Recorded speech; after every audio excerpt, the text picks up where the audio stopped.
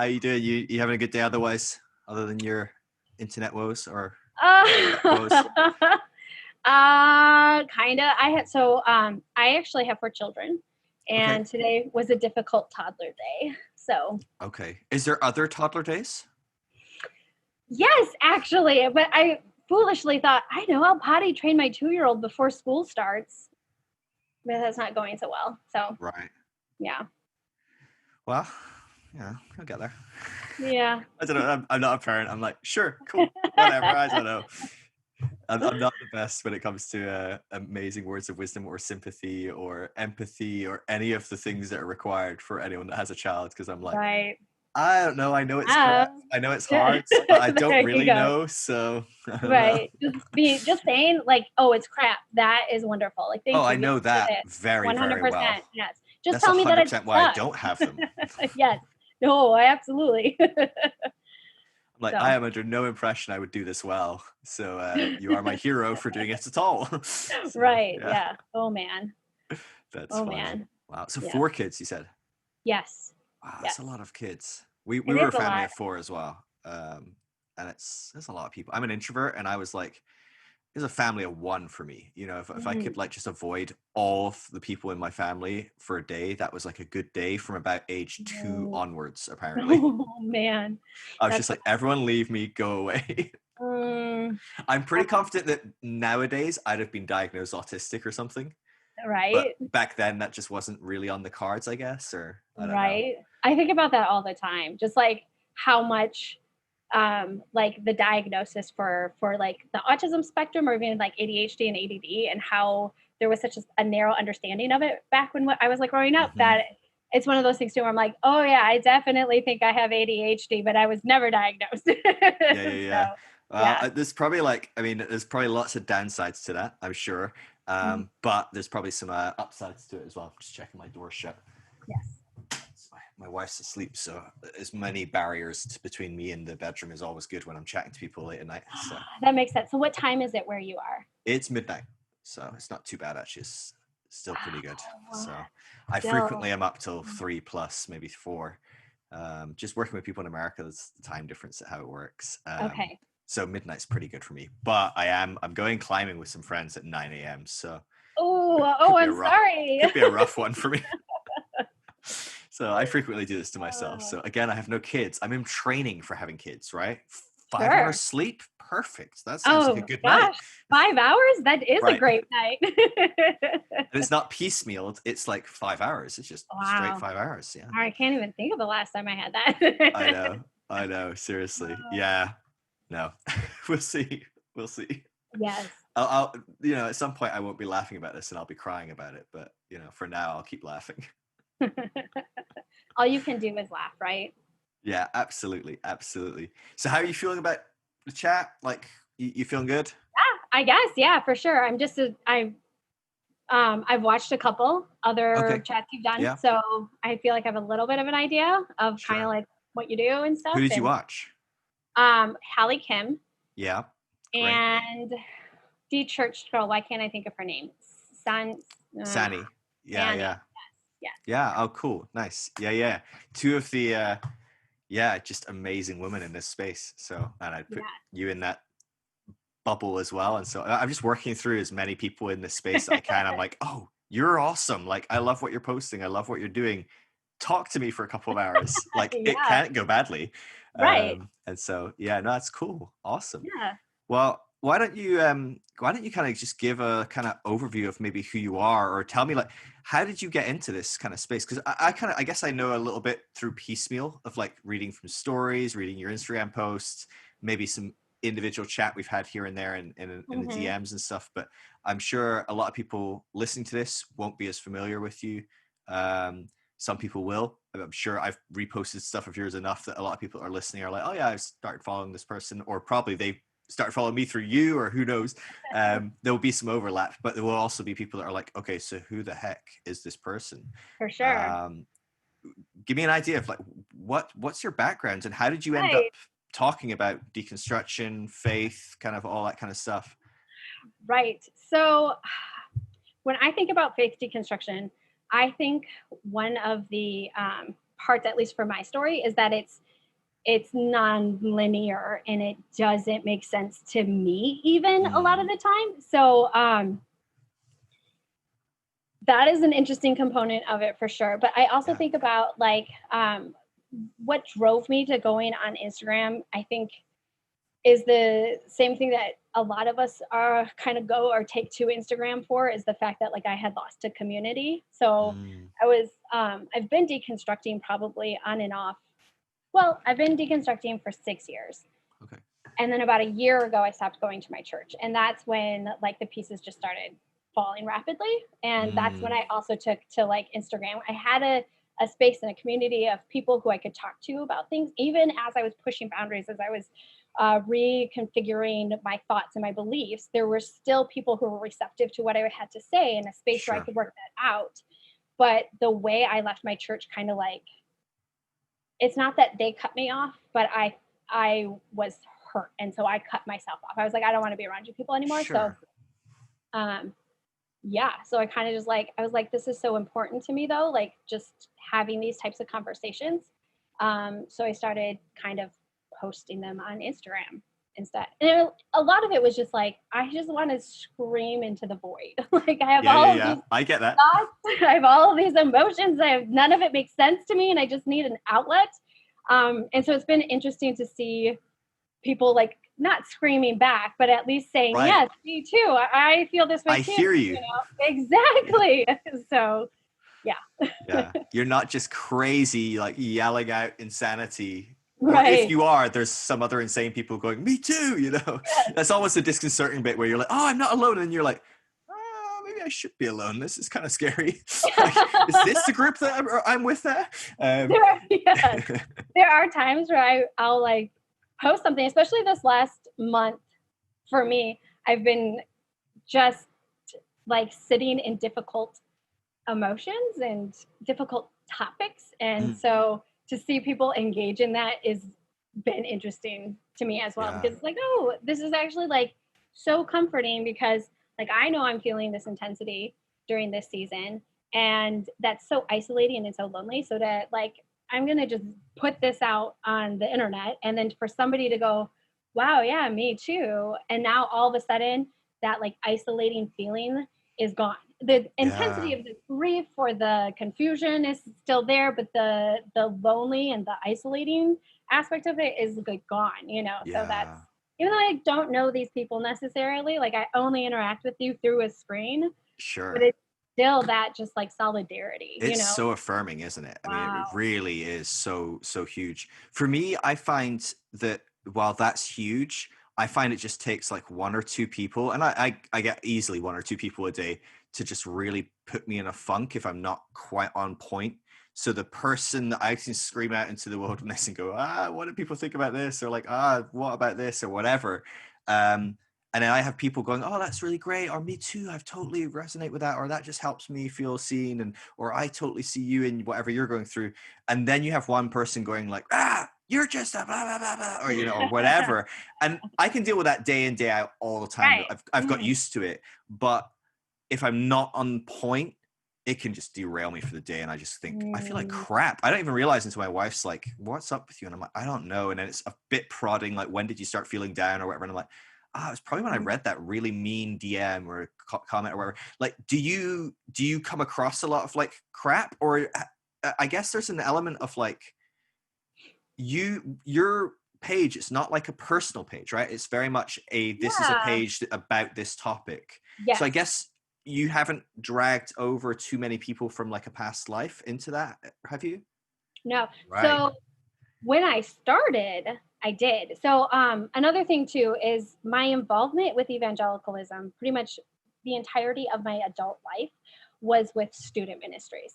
Right. Never like as a paid person. I didn't really even do the whole college thing, because I was such a good evangelical woman that I was like, I just want to get married and have babies. So why do I need an education for that? So I Well. didn't really go to college, but I've been involved volunteering, and specifically with teenagers. So I Mm. have a lot of teenagers on my personal page who follow me. And kind of what sparked some of this as well was the, like, as I left my church, um, there were a group of girls who were having a lot of questions, and we were having great conversations, and I got cut off from that. So I was like, well, I'm going to start putting this over here, and then they can follow me here and see that if they want to continue some of those conversations with me. So like the very earliest of my postings and my very earliest followers, I did have a lot of carryover, but it was a lot of young people for the most part. Sure. And it's maybe people that were tracking with you as well on some level. Exactly. Yeah. So I didn't get a lot of like the trolling type people, you know, who are like, Yeah. oh my gosh, I can't believe you did this. And for the most part, and then occasionally though, I am a little bit protective of this space that I have on my page, on my disology page, that if somebody does follow me from that life, and I even suspect that they could be toxic, I will just block them. I'm like, oh, nope, you don't need access to this. That's so funny. Like immediately just block them. So yeah. What is that? Is that a protect the people on your page that are going through this? Is that a protect yourself? Is that a thing of like, this is not going to be helpful for you anyway? Like what, or a mix, or what's your thought process in that? I think it's a mix. So, yeah, I'm trying to think. So like recently, so there's a friend I have like in real life who follows this page, and she will comment on my posts. And then a mutual friend of ours from a previous church started following me, and I alerted her to that because I was like, hey, this has kind of become a safe space for you even to engage these topics anonymously, because it's not like a lot of people we know are following this page. And I was like, I just want to let you know that this person started following me. Yeah. And she was kind of like, oh gosh, that does make me feel a little like I can't be as just like off the cuff or what I'm really thinking. Sure. I'm going to feel like she's going to, like, she'll see those and look over my, so I'm like, I'll just block her. Like, I'll just block her immediately. Yeah.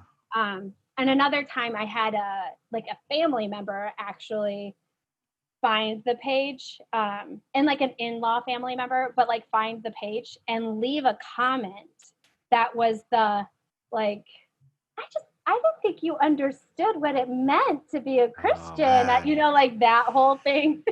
So, and then the classic response, you know, like, I think you missed the point of Jesus. And I was like, oh gosh. So I deleted the comment because he's quoting John Piper. And I'm like, John Piper is a toxic name for a lot of people who follow me. You know, like he has his own trigger warning category, right? He really does. And I get it, because I was a huge John Piper fan back in the day. Oh, so, we've all been a big fan of John Piper at some point. Right. So I was like, oh, this comment just needs to be deleted, and you need to be blocked, because this is a space for people who are going through this process, and it's not an easy process. It's difficult, it's emotional, it's painful, and we don't need people coming in and being judgmental and invalidating our experiences and quoting people at us that we already know what they stand for. We know what they say. You know, we're not. We used to post this. We would have posted this if we found this account 3 years ago. We don't need to read it. Exactly. We could have written it. Yeah. No, but it was jarring for me too to see the comment. So it was like, for my own protection and for the protection of, like, for the people who follow me and I want a safe space, like, you just don't need access to this. Like, no, that makes sense. It's something I wrestle with that a lot, and you'll probably see on my comments. I let a lot of shit fly. Like, I really do. And I'll try and engage with anyone as best I can up until a point. If they start becoming really disrespectful, calling names, like, you know, whatever, saying stuff that's really horrific, I'll be like, no. But even then, a lot of times I'll leave that and highlight it, because I don't know. I just feel like I don't want what I'm doing to be, I almost want to expose, because part of what I'm doing is I'm exposing this world. I kind of love it when someone comes along and is like, blah, blah, blah, blah, and I'm like, wow, you just posted my post, but like in a real life drama. You know, It's like, you're like, you've read the Phil Drysdale meme. Why don't you come and watch the show? Hi. You know, and he's quoting John Piper and he's saying, you're never really a Christian and whatever. And I'm like, there you go, everyone, ladies and gentlemen, the post. These people exist, and this is what I'm talking about. So that's kind of where I've landed, but I really struggle with it a lot of times. And it messes with some people. Like, some people have sent me on spirals where they don't stop, and I've had to eventually just go, you know what, I'm blocking you from my mental health. I just can't do it, and I can take a lot. But it's a really weird one to navigate, isn't it? Because I also know, you know, you look at someone like doing the work of like Joe Lumen, Oh yeah. um, Thinking about amazing, right? that. And I know she can be very quick to be like, no, this is not helpful. You're getting blocked. But on the flip side, that woman is probably the most blocked woman on Instagram, right? I mean, like every evangelical that has ever heard the name Joe Lumen just hits block, right? And it's like, in fact, I'll block her before she comments and finds my stuff, just in case she finds me and exposes me for whatever white supremacy shit I'm doing. Right. Yes. So, you know, she gets blocked so much. And I'm like, I don't ever want to fall into the trap of just blocking people that disagree, or you know, Mhm. I want it to be a thing based on some parameter, some ethic beyond just like, oh, we disagree. I want it to be really about something like, you're toxic, you're hurting people, that's a good reason to block. But Mhm. I just know, like, I mean, how many evangelical leaders just like start blocking people the second it looks like they're saying something different, or challenging them, and I'm like, oh, I don't want to be that. I think I'm just really paranoid about being that. Mhm. um which I don't know whether that's true or not. So what was your background growing up? Like, you mentioned like a big John Piper fan, like, you know, were you fairly reformed, kind of like Calvinistic then, or? Yes. Yes. Deeply Yes. so. Amazing. I was Um, big reformed for a little while. I've been everything for a little while, so yeah, yeah. you know what? I haven't. I have I Well, you were come good from reformed then. I was. I come from a Baptist background, and not a Okay. Reformed Baptist, like a fundamentalist Baptist Okay. background. And it's like the generational, like my mom went to this tiny little Baptist church that I went to when I was a little kid, and Nice. where she went when she was a little kid, where her mom went when she was a little kid. Like Yeah. my grandma had the church plate in her dining room Yes. with all the different like big anniversaries for the church and stuff. So Nice. like Did you guys have like a pew with your name on it and stuff? we didn't have our name Not on it. quite. We're like country people, so we're not uppity about like. But there was a like my family sat in the back right. You know, like Okay. that was Yeah. reserved Got like for an area. exactly. Oh yes, absolutely. And yeah, so I went there until I was in about middle school, and then my parents were like, "Let's go to a mega church in like the suburbs." Whoa. You know, we live in the country. It's like, let's drive into the suburbs and go to this mega church. And that was a Presbyterian, like Okay. evangelical Presbyterian church. So evangelical, not mainline Presbyterian, but kind of like that more I think Hallie Kim refers to it kind of like that soft evangelical, though, you know? Yeah. So, and so I spent the bulk of my youth, then like the adolescent years there, until I got in college. Whereas then I continued going to the church, but trying to push them in a more reformed direction. Like That's I funny. got really reformed during those years, and those like the wishy-washiness of the evangelical Wow. This is nature during of the church. college you got more Yes. extreme. Like Oh you're my like the textbook case of the opposite of what's supposed to happen. right? Oh, it absolutely was. I'm Everyone's like, like, uh-oh, if they go to college, they're gonna backslide, you know, who I knows what they'll be doing. And you're like, no, no, no. Don't no, no, no, worry. I'll be no. studying MacArthur, Piper, Mark Driscoll, you know, whoever Oh my else. gosh, all of it, all of it. Dream team, right? They're like the Avengers of like the Gospel It really Coalition or was. whatever. I remember when Mark Driscoll. Okay, like, and this is me and my sister who were just complete nerds. But before you could stream sermons, like she would get the audio CD of Mars Hill, Driscoll, Wow. Mars Hill, like mailed to her. So Wow. yeah, yeah. That's next level. It is, right? Yeah. So yeah, I blame her for a little bit of this, but anyway. But so we go deep dive into reformed like theology and just all of that stuff throughout those years. I dropped out of college, I mean, within 2 years. She went 1 year longer than I did, my younger sister. Okay.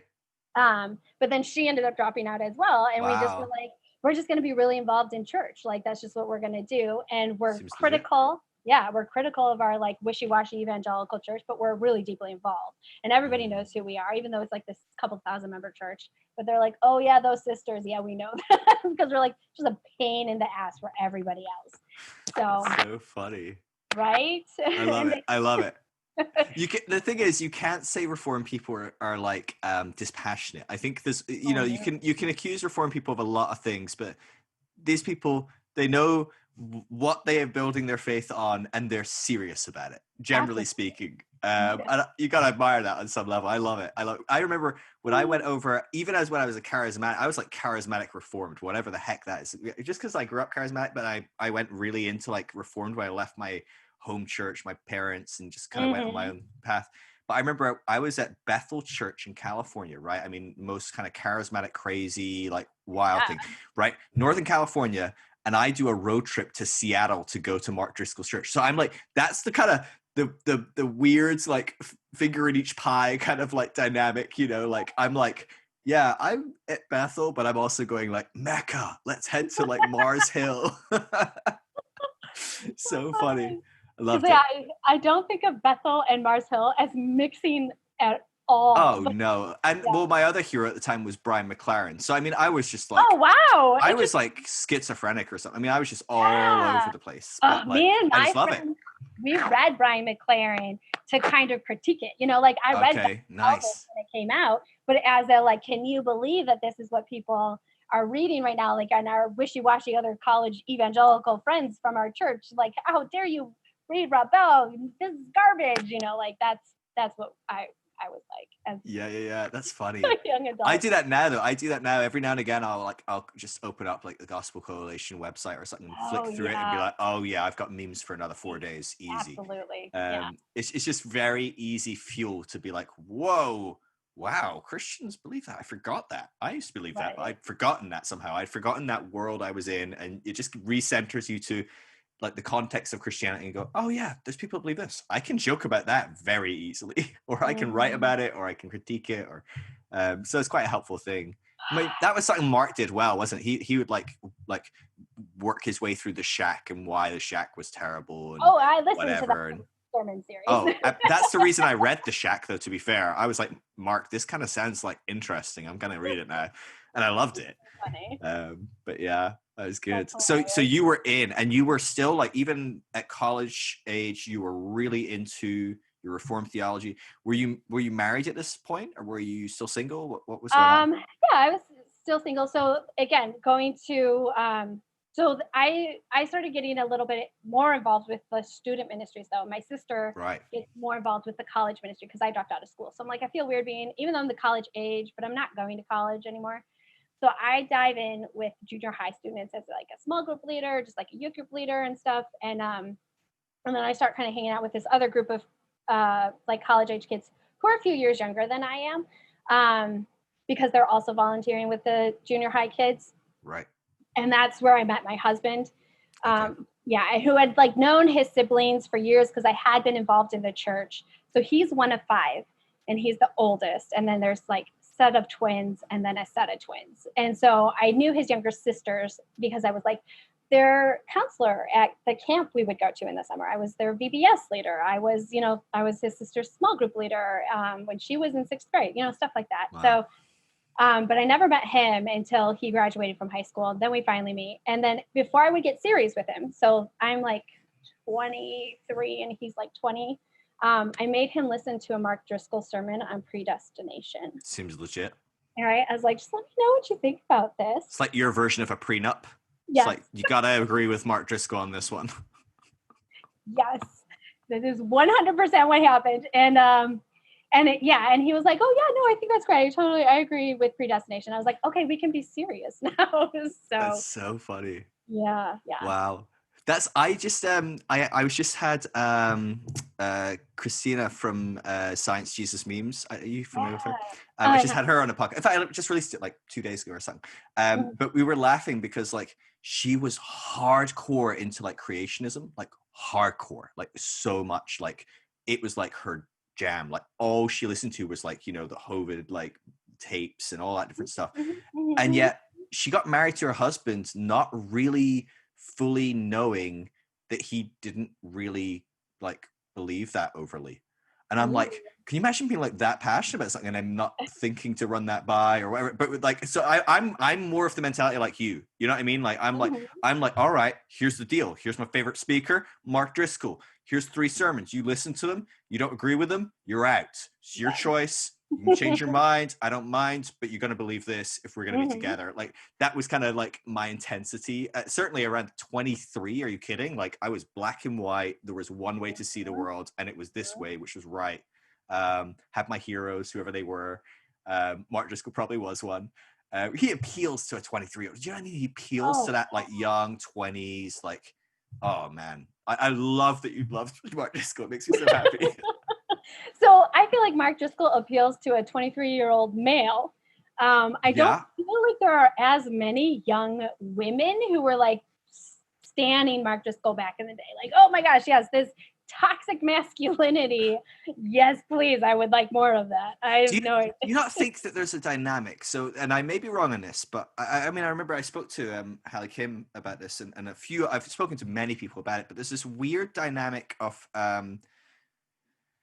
it feels like almost like an institutionalization of women where when they exist in that concept of toxic masculinity for long enough, they almost become some of the strongest cheerleaders for it in a weird Mhm. sense. Oh, And absolutely. that's why I would see when certainly when I was when I visited like Mars Hill in Seattle, or I was in my reform settings, you know, even in a reformed church, and I was like in a youth group of about 100 kids, Mhm. and maybe I was like 18, 19 at this point, so maybe coming out and as the leader or whatever. But a lot of the other girls were like hardcore, like sometimes much more than the men. The men were like, I kind of like a slightly stronger, more powerful woman that was a bit less subservient on some level, and the women are like, "How dare you! Don't you dare! I will submit to you." You know, it's like, wait, what? Right? Oh, okay, like what's happening? I don't know. Uh, so you want me to submit? No, to you wanting to submit? Like, you know, I don't know. But it's weird. There is a dynamic there at play on some level Mhm. um, where for some reason it seems so insidious. Do you know what I mean? Like Mhm. it's like an abuse victim kind of explaining why it's okay for them to be abused. It's, you know, Mhm. these kind of like weird kind of systemic oppressions that people end up falling into, and they internalize that kind of world, where they almost become some of the strongest ardent supporters of it. Like Mhm. maybe something like that you had been like, you know, were you aware of that being a very toxic masculine kind of concept or world, or were you a little blind to that at the time? I was aware probably somewhat to it, but I'd been on a like diet of the patriarchal view of evangelicalism for so long that Mm, I really did believe that, but this is how God designed it. So it can't be toxic. Everyone is like in the secular world is like, oh, this is toxic. But I'm like, clearly you don't understand. Because if this right. was toxic, then God would not have designed it this way. Yeah. So I was like fierce complementarian. I would have argued for complementarianism like until I was blue in the face. I would walk out if a woman was speaking, you know, because like my wishy-washy evangelical church did have a woman on staff who would speak frequently, and I was like, oh, I just can't believe it, you know. So And lukewarm. I know exactly. And I remember being early married even and debating my husband on why I didn't believe women should be in leadership, where he was like kind of taking the opposite position, like, well, I don't That's understand funny. why. And I was like, so I have to like sort through, like, he's like, well, what if it's not in the church? Can she be in leadership in other roles, you know? And I'm like trying to think about it because I think at the time, like thinking back on this like debate I had when I was 23, I think my husband recognized that I was like this really strong, independent, fierce woman, and I'm like advocating that I shouldn't be in leadership, and he's like, that doesn't make any sense. It's really funny. The idea that you are teaching him why you shouldn't be teaching. Like the woman is teaching the man why women shouldn't teach and only men should teach. I'm like, that's an amazing dynamic. Like that's a comedy sketch or something, you know? it, And yet it that's just truly is. reality. Mhm. That's so funny. But he saw maybe in you a little bit of a person that wasn't able to be fully free in their own identity, and you know he saw you as a strong, powerful woman who was in a system that wouldn't let you fully be a strong, powerful woman, I guess, on some I level. yeah, I do think to an extent. We've never actually talked about that. Is like Hmm. the sort of thing, like as I'm talking to you about it, I'm like, oh my gosh, I think he realized that. But it is a dynamic that after we both deconstructed, we're like looking back. And it's like we both would have said we were complementarians, but never has our marriage ever been complementarian. You know, it's Hmm. like I have always taken a more leadership role because that's just my Yeah. personality and it's not his. So it's like really interesting that it was like we knew what was expected out of us and we were pretending to play our parts, but at the end of the day it wasn't either of us. And because the marriage had to function, you know, it was like, well, I will take this and lead, and I'm passionate about this and I want to go in this direction and I think that this is important. I'm vocal about this and I'm, you know, like very animated and excited, and he's just really laid back. So it was like he's like, Hmm. okay, cool, yeah, we'll do that, that works, you know. But it was like we had fooled ourselves into thinking, but we were doing the complementarian thing though. We're like, he's leading, he's making the choices, you know. But like, no, That's so funny. it's It's weird. it's weird to me. I don't know many marriages personally, and I know a lot of people that have been married over the years. I Mm. don't know many that really walk that dynamic out. Have this weird kind of like passive, like woman that's basically property that walks around and does whatever her owner tells her. Kinda, right? I mean, this is when these kind of texts were written. That is what the woman was on some level. Absolutely. And I don't know many relationships that fully fall into, or even partially massively fall into a dynamic of the woman. It's like, okay, yeah, master, you know, like I'll do whatever you want. You know, if we have an argument, well, ultimately it's whatever you say. Like most healthy marriages that seem to work and function don't do that. And yet there is this kind of like um awkwardness in a lot of Christianity where we can't really talk about that or acknowledge it because we are kind of portraying this component of like, well, good men, a manly man is this kind of idea of what a manly man, a godly husband or whatever is this powerful, strong, dominating kind of force, and a good godly woman is a woman that sits around and kind of like does whatever her husband says and you Mm-hmm. know cooks and cleans and whatever. The Proverbs 31 woman, even the Proverbs 31 woman is running about 8 businesses and like is a freaking boss. But let's ignore that. Yeah. Um, it's just a weird dynamic, isn't it? Because it feels like we're just not really kind of acknowledging the way that most marriages actually operate. Yeah. Um, I yeah, I 100% feel like, and this is a big part of like where I am now, reflecting back and just trying to make sense of everything. But it's like we use the words like evangelicalism provides you a script that you're supposed to learn and play your part, you know, and everyone knows what their part is. But the problem is we're saying the words, but our actions don't line up with it. Like very mm, rarely do they line up with what we say we believe, but we know all the right stuff. I've memorized by my role. I know exactly what I'm supposed to say, what I'm supposed to do, how I'm supposed to like think about this. But when it comes to how I'm actually kind of existing in this space, like in my marriage or when I was in as a volunteer or whatever it was, I wasn't actually doing the thing that I said I was doing. And I think that yeah, creates such a weird reality for people who are in evangelicalism. And it's like understanding that there's a disconnect from our language to our actions, which is a fundamental human thing, is that your yeah, of language course, shapes your reality. And so when there's a disconnect between your language and your reality, that it's you can make yourself believe all sorts of crazy things that just are mm, completely illogical, that most people would be able to say, no, that's illogical. But yeah. because of that disconnect, I think this is my theory. It's you can fool yourself into thinking, oh no, it makes perfect sense, you know. Mm. So Yeah. So how did you go from being this passionate, full-on, reformed, leader in the youth, a good submissive wife once you talked your husband into dominating, how did you go from that into starting to deconstruct? Like what were some of the pillars that started to come tumbling down for you that kind of like started that process? yeah, so there are a few, there are little things that looking back, I'm like, trying to figure this all out. Mm. That I'm like, I can see a few fissures that happened, So like, um, one, my husband and I, so passionate about Jesus and so passionate about being on fire for doing all these things. So we get married, we live in the suburbs, and then we moved into the city, like that inner city, mission minded sort of thing. So we do that.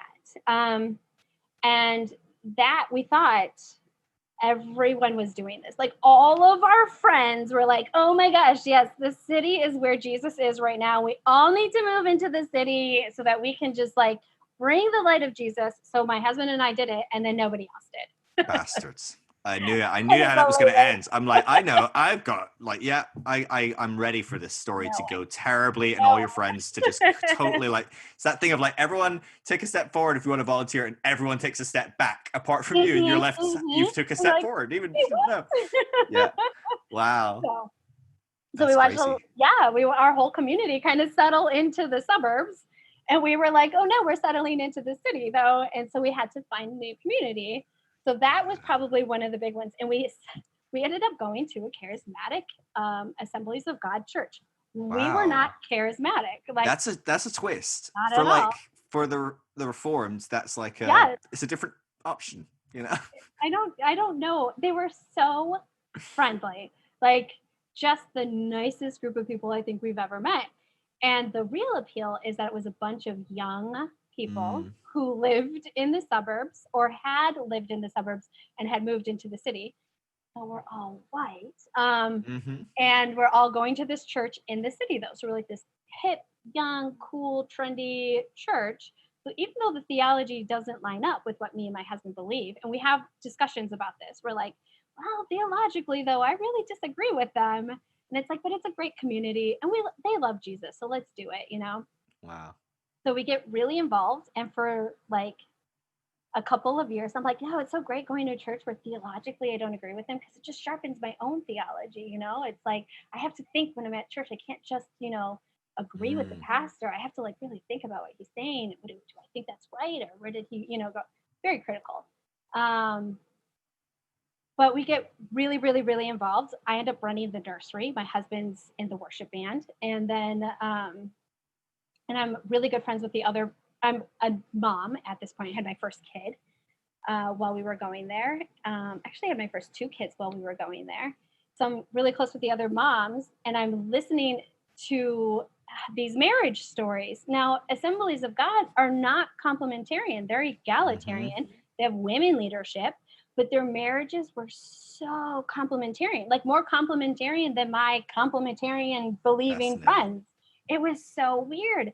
Um, and so we women would sit around and commiserate about our marriages, but I wouldn't. And I was like, I don't understand what's happening right now. And I would like then go home and talk to my husband about it.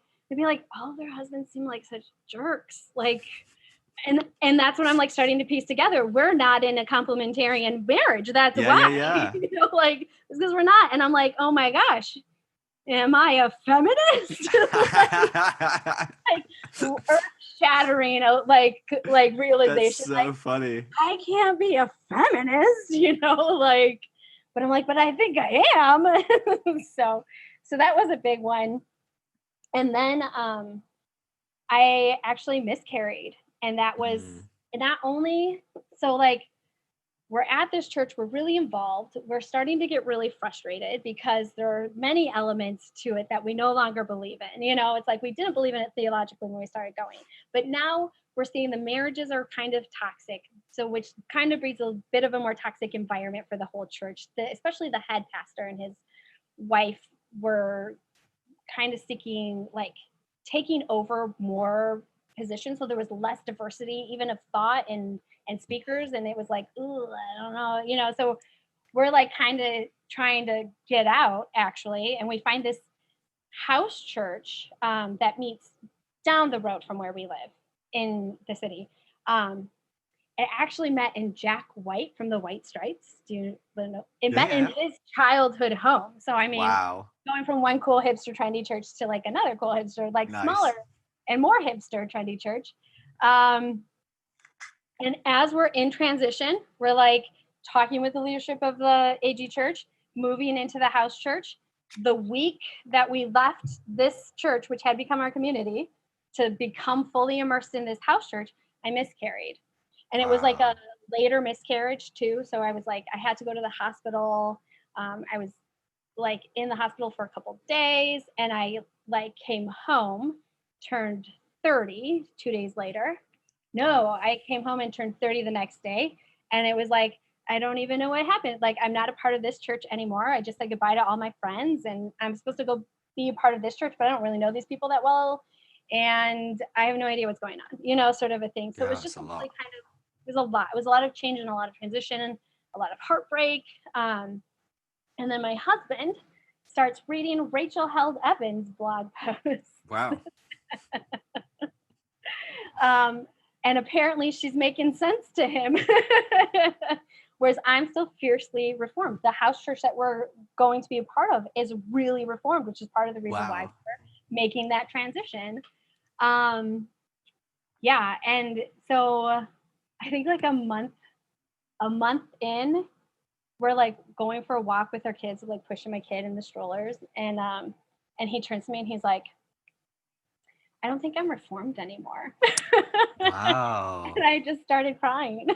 Yeah. Well, I mean, this was it. Like, I mean, you're flashing back to like, before you get together and you're like, I made you commit to our Lord and Savior Mark Driscoll, and now you've turned your back. Yes. Oh So much gosh. yes. Yeah. That must have been like, I mean, full on, right? I mean, a very like scary kind of intense kind of thing, because it's one thing Wow. to go to a church and be like, the pastor's a bit of a crazy kook, but like, we got some friends here and we have our own theology, we can keep listening to Mark Driscoll and John Piper at home, and come along here and do Yeah. worship and nursery and whatever and have friends and connect. But when it's your partner, right, father of your kids, whatever, it's turning around and going, I don't think I kind of like this Rachel Held Evans kind of approach better or whatever. Uh, Mm-hmm. that's what were your thoughts? How did you navigate that? So I remember so vividly that moment, and I literally just stopped and started crying in my head. Because even though maybe within that last year I'm like, we're not complementarian, I am a Mm, feminist, like even though those thoughts are there, it's divorced from my beliefs still, like I'm still so ingrained in this idea of male headship and all this other stuff. So when he said that to me, my immediate thought was, but if you're the leader of the house, oh no. then you're going to drag us all down this path, And it's like, oh my gosh. And we have kids now. And like, what is that going to mean? And we're not going to be on the same page. And we're going to disagree about this. And I can't challenge your headship. And I think it was by the time I went to bed that night, though, it was like, hi, you're a feminist. It's okay. You can take the reins. Like, you can lead. You don't need to follow That's him. so If you funny. disagree, you can go a different path. This is amazingly like so weird, because you have this, I have to submit to him, but he's holding a position of not needing me to submit. Mhm. I don't like that. I want to submit to him. But I don't have to submit to him because I'm a feminist. So I can now force myself to be submitted to. Like, I'm like, what is happening here? This is like amazing. It was a very weird So thing. good. It's so good.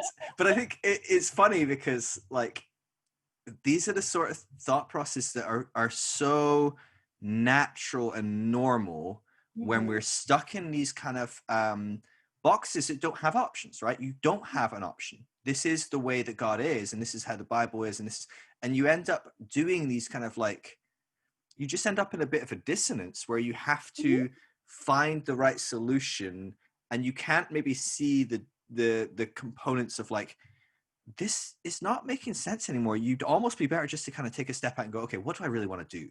Who am Mhm. I? What's going on? Like, what would be the best for my marriage? Or what would, like, but we get so trapped in these boxes when we're Mhm. in this kind of the theological framework of faith is ticking all the right boxes. And there's Mhm. only certain right boxes. There's certainly a lot of wrong boxes. And if you tick the wrong ones, you burn forever in eternity. Like, that's a scary way to try and navigate everything. Mm-hmm. But it's fascinating because listening to you say it now, I'm like, this is amazing, because it's like, it's just it's fascinating, isn't it? How we see people's cognitive dissonance. We see other people's. We don't see our Mm-hmm. own. We don't see how Sure. we're trying to fit everything in. And people may be looking at us going, but that doesn't make sense. And you're like, no, it Mm-hmm. makes perfect sense. This is the only sensible option right now. Mm-hmm. It's Mm-hmm. fascinating. Really, really Yeah. fascinating. Sorry, I'm interrupting you, but keep No, going. that's fine. It's so interesting. Mhm. But at the time, I still like it's still a painful thing to me because I'm nowhere near that. I'm like I may have realized through going to a egalitarian church. Okay, well maybe women can lead and maybe I am a little bit more of a feminist. Maybe I always have been and I just wasn't using the right language. I was a feminist but labeling it something else. Um, but now he's using the wrong labels. Mm. And as much as I'm like, I can lead my children down this different path, and I don't have to follow him down that path. I can go this direction because that's what's right for me still. But it's still what it felt like because evangelical marriages are codependent frequently too. So there was a bit of like heartbreak in that because it was like I had pictured that when you get married, you know, you build a faith like a house of your faith and you move in together and then it was like and then all of a sudden he decided I don't like this neighborhood and I don't like this house.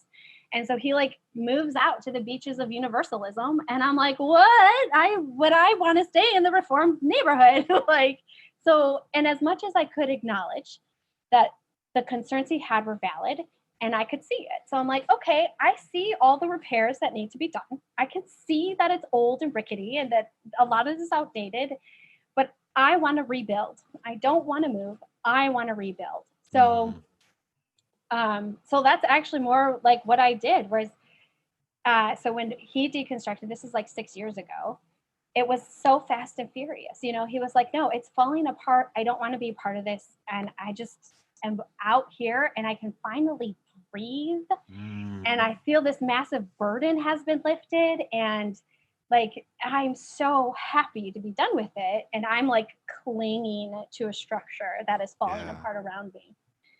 Um, Wow. yeah. So we're at this tiny little house church that's reformed. We're actually living in an old house that's falling apart, which is part of the reason why that metaphor I'm sure came to my head. And we are looking at a lot of repairs. Wow. I'm still recovering from having miscarried like a year before that. And we're like, let's just move.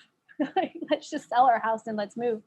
And we did with no plan, with like literally Wow. no plan. Our house sold immediately. I've got 2 kids. I'm pregnant with my third. And we're like, okay, so now what do we want to do? Um, and we end up settling back into the city, but in a different neighborhood. Um, and we end up back at our childhood church. Wow.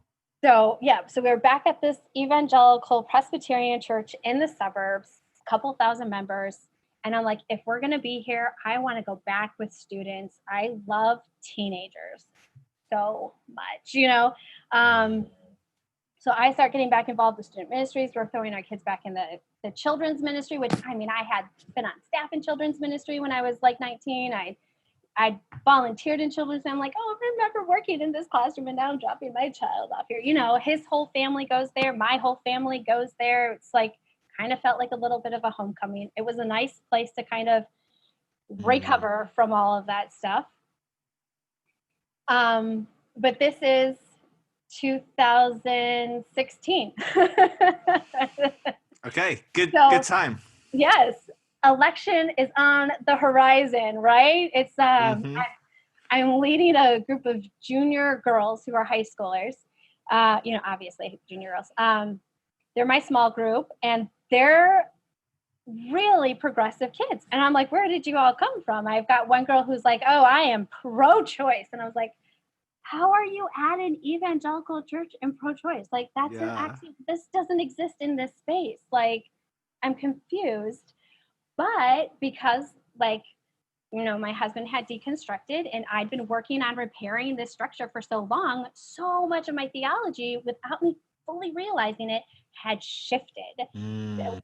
way more progressive. Like I had kind of started letting go of all the really reform stuff. I'm no longer listening to John Piper and Mark Driscoll. Plus, Mark Driscoll had a big falling out back Yeah, I in mean,2015. he was not big deal at Yeah, 2016. no, not at all. No. So it's like I'm already pulling into a more, less intense kind of progressive faith, and being at a like kind of wishy-washy evangelical church feels like a safe place to be, like Mm. I can be a feminist here and it's not that big of a deal, and I can be like Said the person very quickly about to become an ex-youth pastor. I've met many a youth pastor that has said those words, and generally speaking, parents don't like that person. But anyway. so so the youth, okay, and to like understand how involved my husband and I were before we left this church when we moved into the suburbs, right? So we meet at this church, we marry at this church. We both grew up in this church.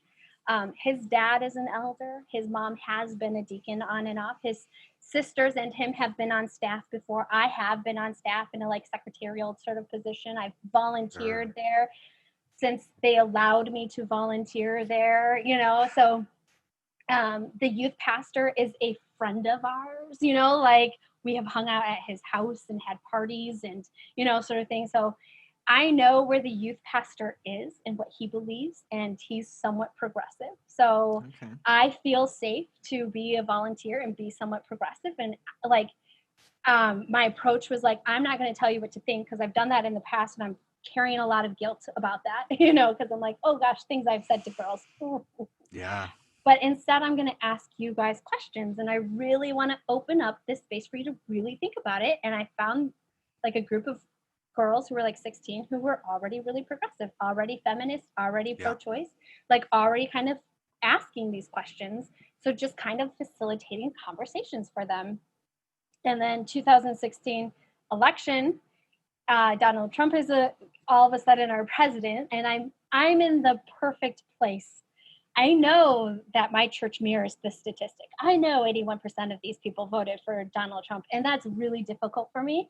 But Mm-hmm. I am in a place where the girls who I'm mentoring are grieving, Yeah. and where the youth leader is coming to church with a safety pin on his shirt, which was a thing that was happening amongst youth, especially to say, I'm a safe person, like the election did, a lot of people felt emboldened to be hateful, to be violent, Yeah. and to do that. And so he's coming to church with a safety pin where I'm like, well, I can come to church with a safety pin. And like, nobody's like, if the youth pastor's Yeah. doing this, They're gonna fire him before they fire me. exactly. And you can't, You I'm a can't fire a volunteer. volunteer anyway. You whatever. You know? But I Yeah. think that Wow. he saw the writing on the wall. Yeah. Well, he may have writ on the wall by doing that. To be fair. Super good point. Uh, Wow. That's but intense. That's a lot. yeah, That's a it lot. is a lot. It's a lot. Yeah.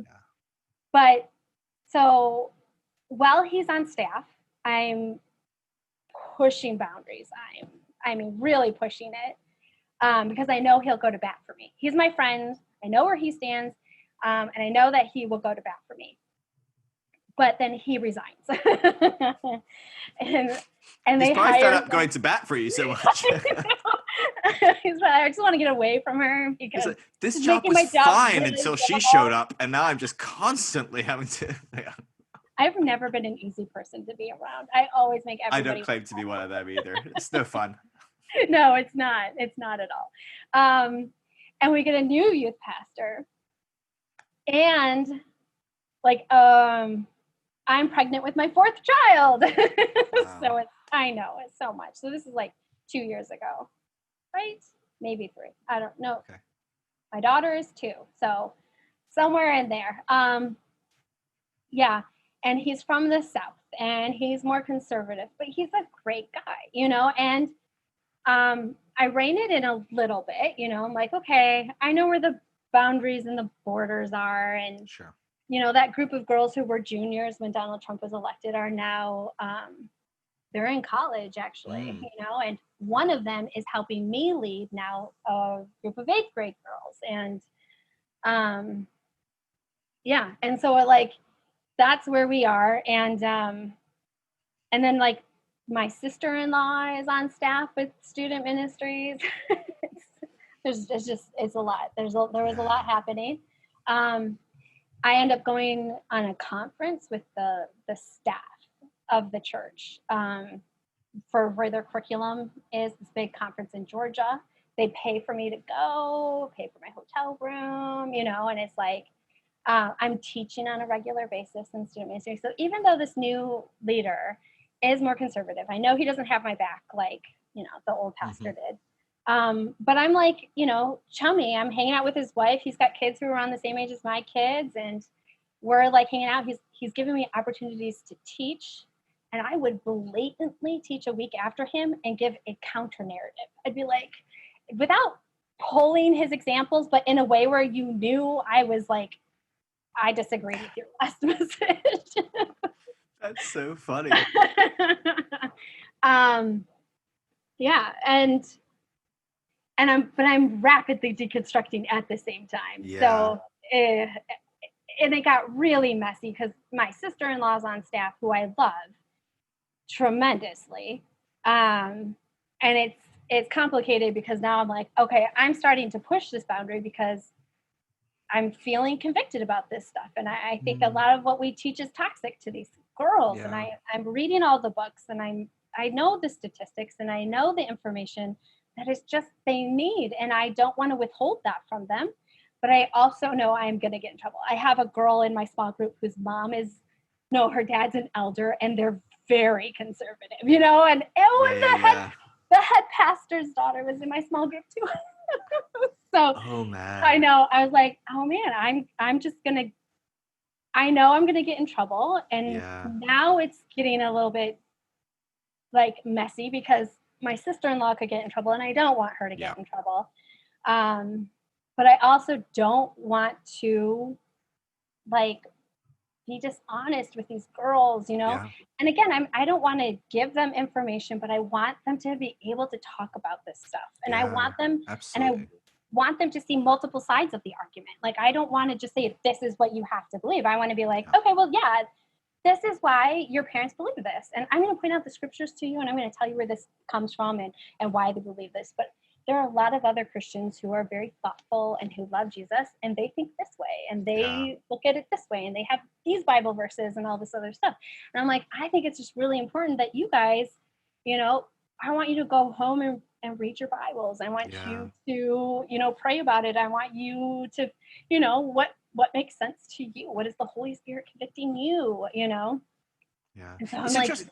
What do you? So, and I'm just really interested, and I think this is a good point to ask it. I've thought it a few times, and I'm like, no, we should ask it because I'm really intrigued. When I know when I was a kid and when I was a youth, I had my moments for sure, but on the whole, I was like a good, passionate Christian, and there was one thing you believed as a Christian, and you believed that, and that was it, and you kind of got locked in, right? You end up like passionate about Mark Driscoll or whatever, or, but people are going to purity balls and buying purity rings. And it was just like that kind of world. In my experience, even when going into very conservative environments in conservative parts of the world, I was in Georgia at the beginning of this year and Louisiana, and very conservative, both in rural areas within those states, very conservative areas. And yet, when I came across a teenager in some of those conservative areas, in those conservative families, conservative, and it feels like the whole game has changed. Like where when I was a kid, my access to information, my access to the world, how I saw the world, the world wasn't as globalized, like things have changed so much that in my experience, and again, it is limited, especially from all the way over here in Europe, but it feels like conservative kids aren't so conservative anymore. And it sounds like you're seeming to allude to some of that component being at play with some of these young girls that you're talking with, these juniors, 8th graders, like maybe not being so black and white. Well, this is the way it is. Maybe that's partly you're doing, maybe, or is it not? Or am I picking up on something that's just a real component that you were experiencing in your work with youth? Because I'm really intrigued by that, because I do wonder if that cycle is going to break quite easily. Hmm. in the next kind of generation or two. But I mean, I'm wrong. I think so. One, so since I was in college, the leaders that be of evangelicalism have been bemoaning the fact that the numbers go down for college age students, right? Yep. And normally, everyone's like, "Oh, well, don't worry, they'll come back when they have kids," right? So the millennial generation hits college, they stop going to church. Some of them stay really involved, but then they eventually kind of sort of fall away. Well, now they're getting to be the age where they should be coming back to church, and they didn't. Nope. And so evangelicalism has been trying to figure this out for over a decade. Like, I've been on in meetings, I've been reading the books, I've been on church leadership where they've been talking about this specific problem. Like, how do we get the millennials back? Because we're losing them. The numbers have constantly been going down for the Mm. millennial generation. So something even started happening with the millennials, to be honest. And I think a lot of millennials just didn't like, faith just wasn't inside the church anymore. Like, it's just the church was too constricting. And so we found something outside of that and just kind of ran with it. The numbers for Gen Z are so much worse than they It's were for staggering. it's It's staggering. it is exactly. And so it's so interesting because I've heard on both sides, like, we need to be really worried about this, and how do we get Gen Z back, and how do we get these kids passionate? You'll hear people argue, oh, but the ones who are here are so much more passionate and so much more involved than any of the previous generations were. And then you have other people who are like, oh, they'll come back, this is just a normal part of development, like, they're young, they Mhm. need to figure it out, but they'll come back to the church in time. I actually think that that Gen Z and that kind of like downward slope was not going to be it wasn't going to change. I don't think the church has figured out how to like incentivize or change to bring these people back in. So that was going to stay, but I think 2016 accelerated that rate. I think that Mm. for millennials and Gen Z, after 2016, a bunch of them just left. And the churches, instead of paying attention and listening to these people, they're doubling down, like, they're endorsed, like, never Trumpers from 2016 are endorsing Trump now.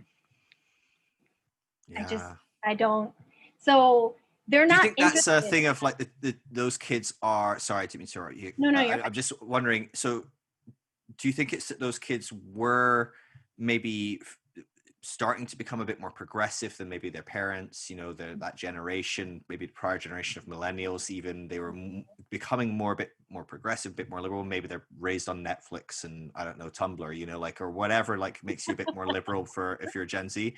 Uh-huh. Um, I know neither of those have helped me become more conservative. Right. But and then it's the exposure of, because there's almost a capacity where you can be in a soft evangelical church and be a kid growing up in that and be a little bit liberal, bit progressive, have some of more um, uh, different views than maybe Mhm. some of the other people in the church, 80% apparently. And then having that kind of thrown in your face, because it really throws it in your face. Those election years, I remember being in America for 2 election years, for the two terms Obama was voted in. And Mhm. both years, the church were actively pushing from the front, you need to vote for the Republican candidate. He is the godly choice. I mean, even when they were pushing Romney, and they were like, Romney is a godly Christian man. I know they say he's a Mormon, but he's a Christian, and Obama is not. He's a Muslim. And I'm like, Obama's a Christian and Romney's a Mormon, and you hate Mormons yesterday. Now you love them Mhm. Mhm. because what? He's white, or he's just not Obama, or what's the deal? Anyway, so like it became that for me. I was like, whoa, here's some stuff going. I was like, this shit's racist. It's like it's very right wing. It's very like it's nationalistic. It's whatever it is. It's not just God told me this guy. Mhm. Um, and so that to me like kind of highlighted it much more than I was aware, generally being in that environment. As someone that, just being European, I was always going to be more Mhm. liberal and more radically left than the average person in America, are Mhm. right wing or left wing than your left wing. It's just Mhm. not quite maybe, but especially not these days. So I'm just wondering, is that a component where you know do you think 2016 pushed these kids into a more progressive, liberal, whatever stance, or do you think it was that 2016 exposed to these kids just how right-wing or different the church was to them? Yeah, I Or think it was maybe more. I both. think it was more exposed than anything else. So I think that, again, you mentioned it. You mentioned this already, that like the age of information is so different. When I was in high school, I didn't have a computer in my pocket at all times. Like if I wanted to look up something, I had to like. Some people didn't even have personal computers, honestly, when I was in high school. But like, so you have to have a computer, you have to have an internet connection, and if you do have internet, it's dial up, and it takes a Yeah. You long gotta time. wait for your mom to get off the phone. Exactly. You're like looking up Ask Jeeves, Yeah. because like Google isn't even a big thing yet Yeah. for me. I mean, I'm getting a little bit older, but yeah. Whereas like kids today, you can say something and they'll be like, "Oh, let me take out my phone and look that up Yeah. right now." I will And they're fact check you before you finish your sentence. Don't yes, even try me, person. exactly. And they'll be able to find a variety of opinions on it too. Um, so I think that that has caused like a fundamental shift in a lot of these kids, that were just a little bit more progressive because of the fact that like information that just wasn't available to me when I was younger is available to them. I mean, I think even about like the Black Lives Matter protest and how much more information there is on white supremacy. Oh my gosh, I never even heard the word white supremacy when I was in high school. This is not a conversation that was being had at all. I had my high school mascot was the Redskins. Like we're a very white country little city, and it was hotly debated whether or not it should be getting rid of. And people, I mean, like, no, this isn't racist, like that's just the world that I was raised in. I just don't feel like these kids are raised in that same world. And Yeah. I think that's the biggest problem with the church is the internet, and especially the technology we have now, has completely altered our reality. And the church refuses to acknowledge that or admit it. And I would say it's actually like two things. I think birth control and the internet, we are talking about a completely different world than the one my grandparents and even my parents had, like, Absolutely. and the church is, it just, unless they can acknowledge that the world is different, like they're not going to be able to kind of get people back, like these younger, more progressive thinking kids, because it's not, the indoctrination doesn't work as well when you can fact check it in real time. It's like, Yeah. well, I don't know, I saw that Rachel Held Evans doesn't believe in hell, sort of a thing, so you can't even threaten me with that anymore. Like, I don't even believe it. So I think the biggest component though for the younger kids though has more to do with sexuality. I think a lot of them, again, are not raised with this strict heteronormativity that we were. They were exposed to a sexual spectrum, and I think a lot of them themselves identify on the sexual spectrum and not like on the polar ends. And now they're hearing that their sexuality is sinful, and it just, that is a big disconnect for these kids.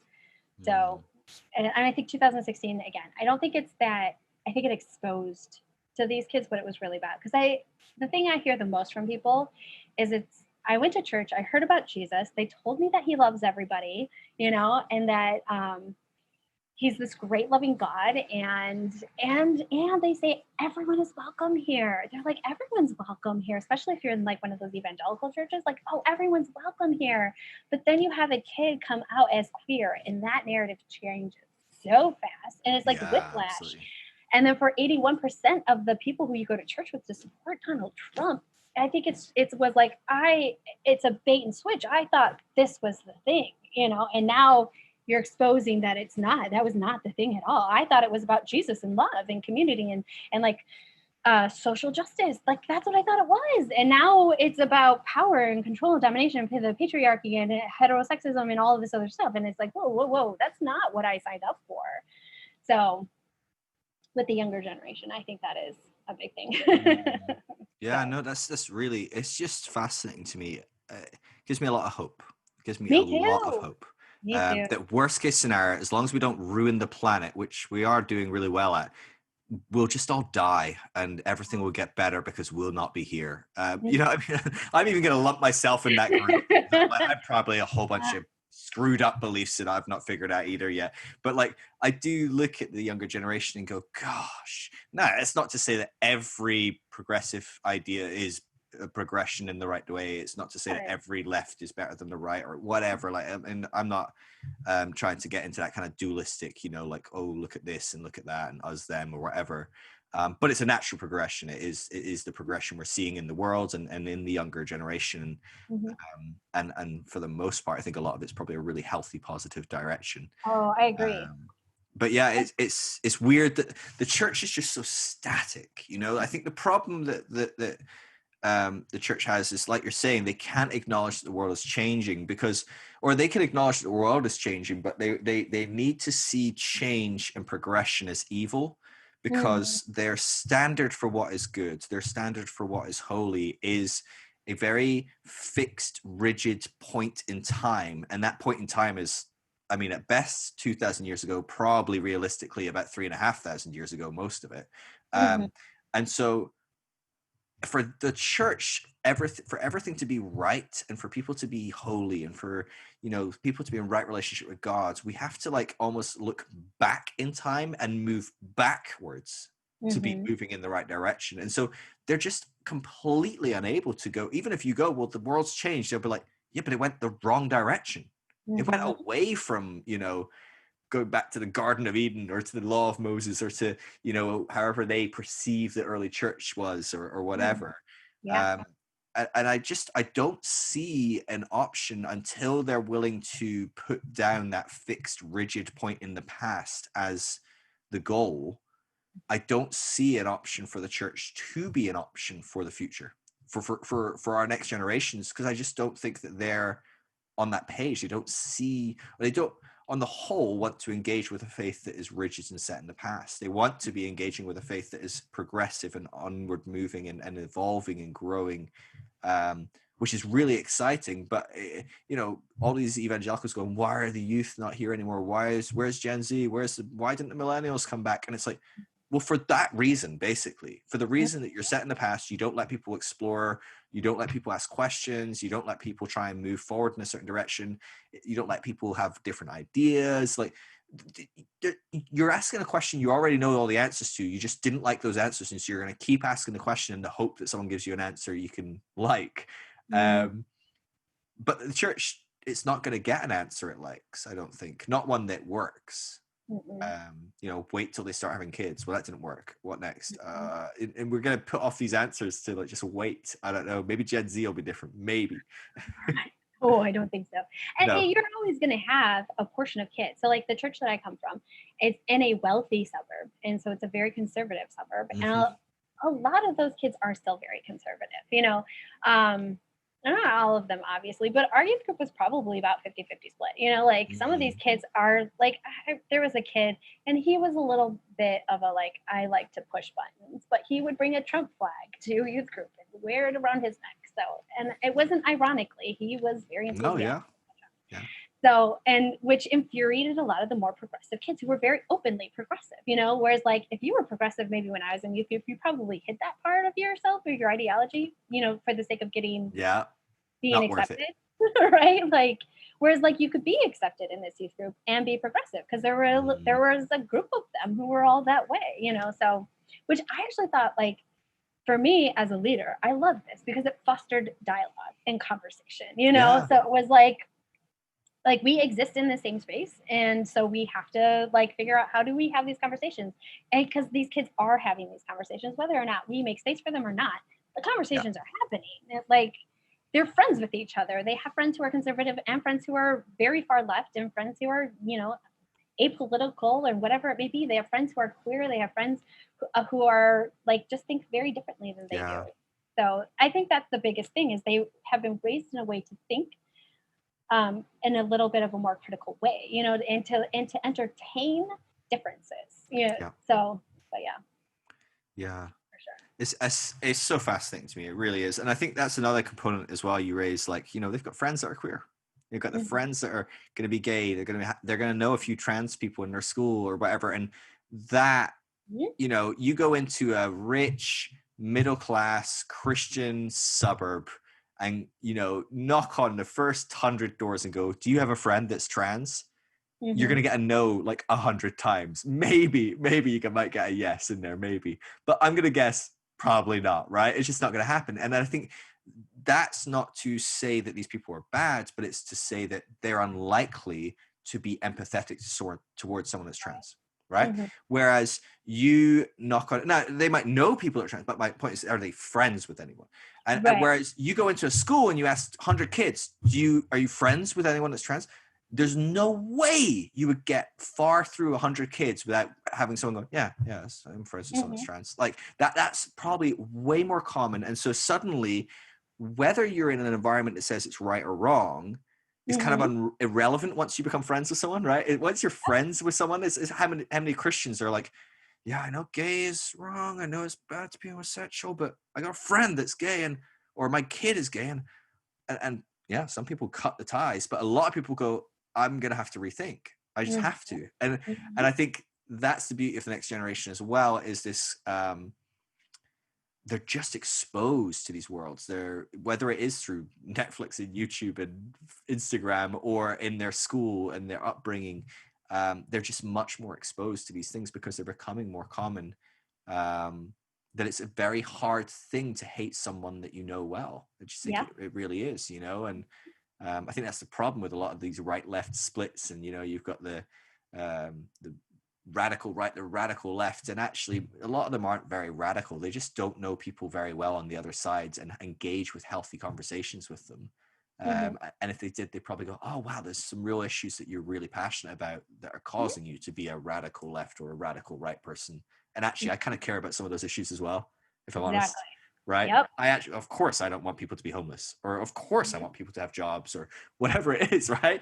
And yeah, I just think breaking down those walls is going to be huge. So even in that youth group, it doesn't really matter that there's someone flying a Trump flag in the youth group, or that there's someone, you know, talking about how, I don't know, they should all be pro choice or whatever. I don't know. Like that's not actually as important as the fact that these kids are doing life together day in, day out in a way that, generally speaking, they'd be in two very different churches that would never talk ever again.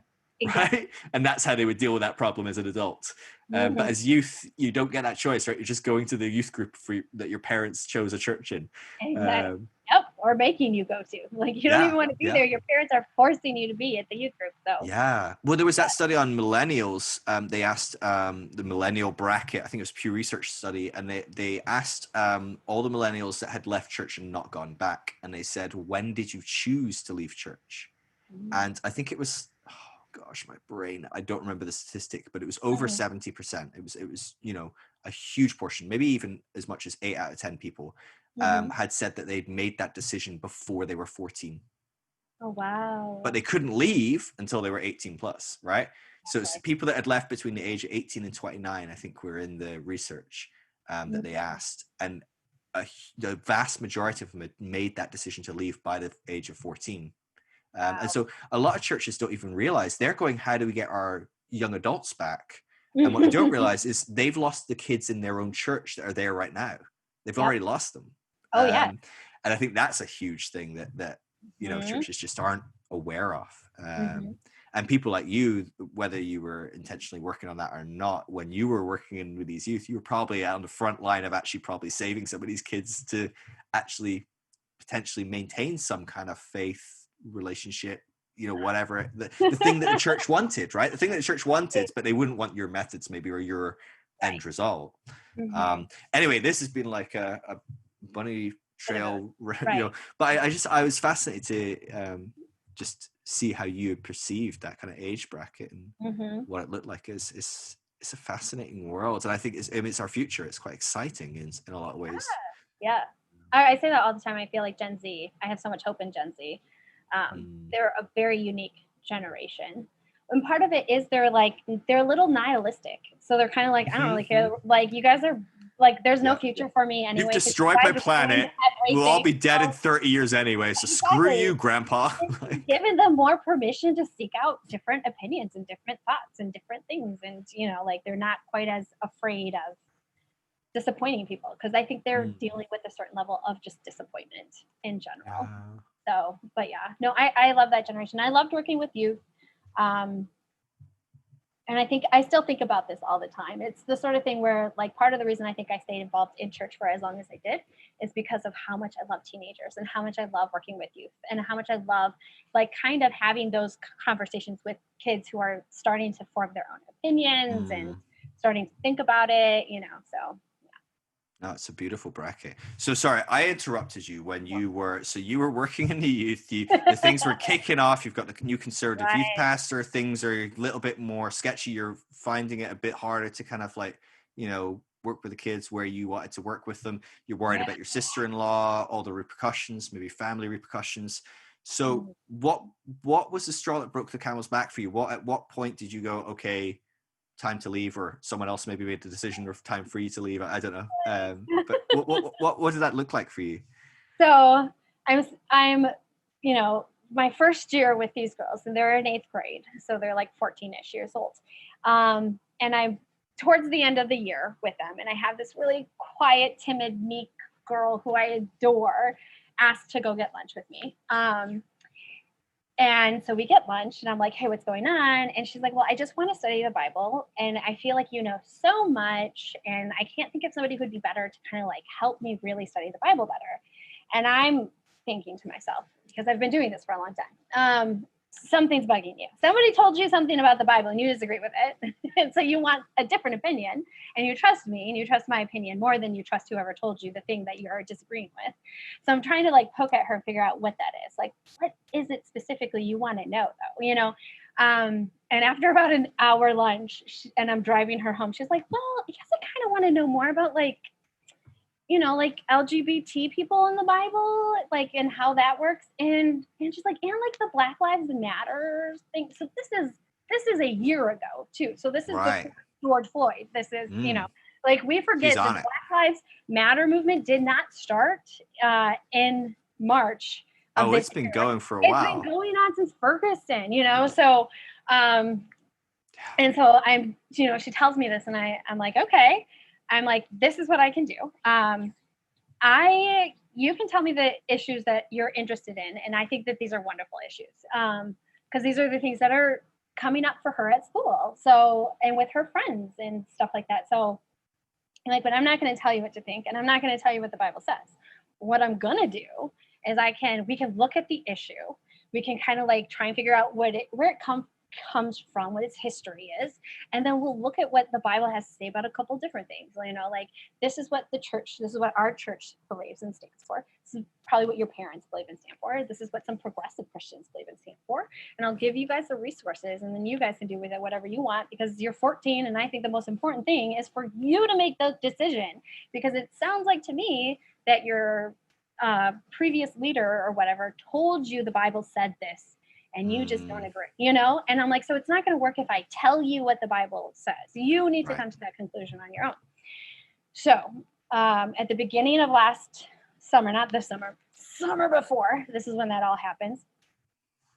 And so I compile a list of topics that seem to be very relevant to Gen Z, and they are like, and I go over it with her, be like, does this work? Like, are these things that you think are important? So it's immigration and Black Lives Matter and women's rights and LGBT, abortion, mental health, sort of a thing. Oh. And I let my sister-in-law know that I'm going to be meeting with, and we talked to the other girls in our small group. Hey, if you would be interested, we're going to do this. We're going to talk about this stuff. And we're also going to we're going to look at it from a biblical perspective, but we're going to look at it from multiple biblical perspectives. There isn't one. And I tell my sister-in-law that I'm going to do a small group with these girls, and we're going to talk about some controversial issues, sort of a thing. And she's like, okay, you can use my office, because I'm like, I want a private space where they feel like they can really talk and Right. not feel like people are judging them.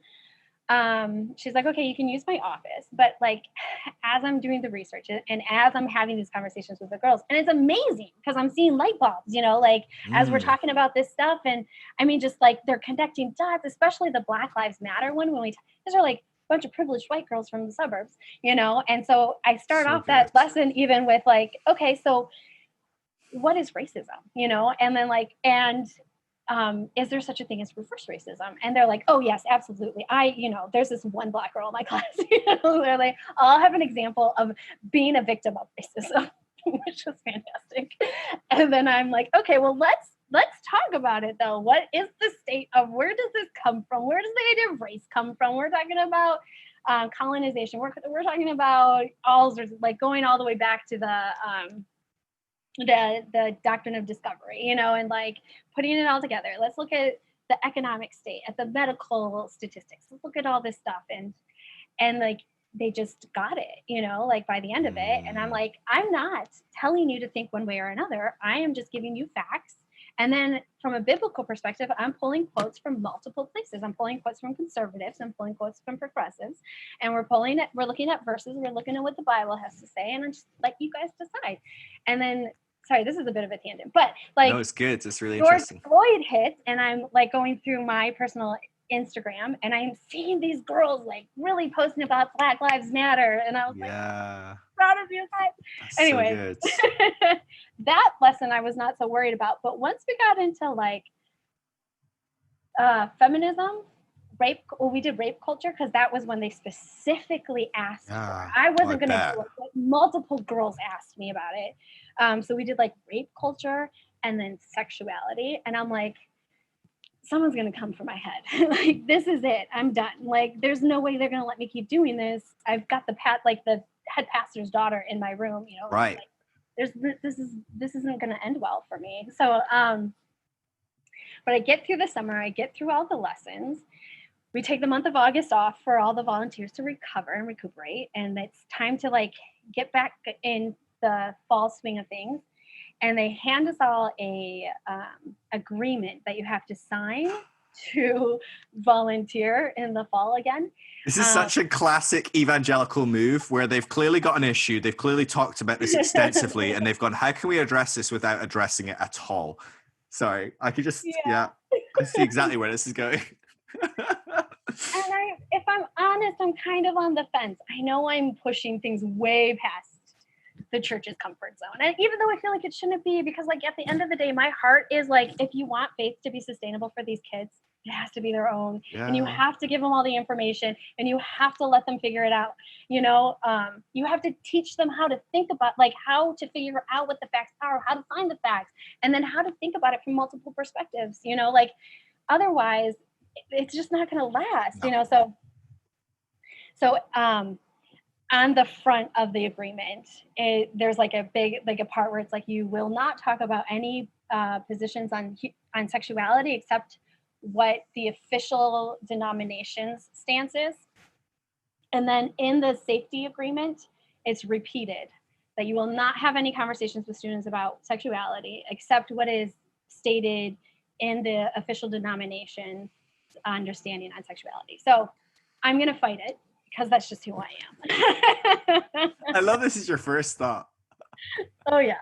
Immediately I'm looking up stats, I'm like, okay, well, we're going to do this. Cause I knew some of the girls in my small group were queer, like I knew which kids in the youth group were already kind of starting to wrestle with this. And I know what the statistics are. Like, even if I don't have the hard facts of what they are, I know what they are. So even though I'm on the fence and I'm kind of like, I should probably stop volunteering. I should just get out before there's any drama. But I'm like, nope, I'm going to fight this now, because this is ridiculous. So I'm like, I'm reading over what the official stance is from the denomination, which is kind of the standard evangelical one right now, where it's like, well, I mean, it's a sin, but we love you, but it's a sin. So, I mean, we all sin, and we're all guilty of sin, and we need to acknowledge where we also sin. But the Bible says it's a sin, so sorry, sort of the thing. That's the official stance. And at the bottom of the denomination's official stance is, to be a part of the denomination, you don't have to agree with this. Your church can decide. That's it, And I'm like, this is ridiculous, because the denomination doesn't even make this a hard and fast rule for people to believe, So I print that up. I'm highlighting it. I'm referencing all the books I've read to pull in, well, there are other ways to think about this. And also, because it's a Reformed church, because it states on the denomination that everything comes from the Westminster Confession of Faith. So I'm like pulling my personal copy of the Westminster Confession of Faith off of the bookshelf, and I'm like going through and highlighting. That's You're so funny. restricting like you guys aren't even doing this stuff, and this is what's more important. And then I'm pulling the stats from like the Trevor Project and from all the like human rights advocates about queer youth and all this other stuff. And I go have, I call my sister-in-law because she's my friend. I've known her since she was 11, and I've been a part of the family for over 10 years. And so talking to her, and I feel bad because I probably put her in a weird position. She's on staff. Yeah. But and she's like, well, I think you just need to talk to the head, youth director, because I really don't have a lot to say. And I mean, I see where they're coming from. I think that, this is probably right. And I'm like, how can you not have my back? I'm so mad. So I go into the meeting with the head youth pastor, but I know it's not going to end well. So I'm like crying because I want to, but I like have all my stuff. I make my plea. I tell him why I think that this is this isn't a good decision. You need to have conversations with these kids where they can come to their own conclusions. I want to point out to them why their parents believe what they believe. I don't want to say that this is wrong.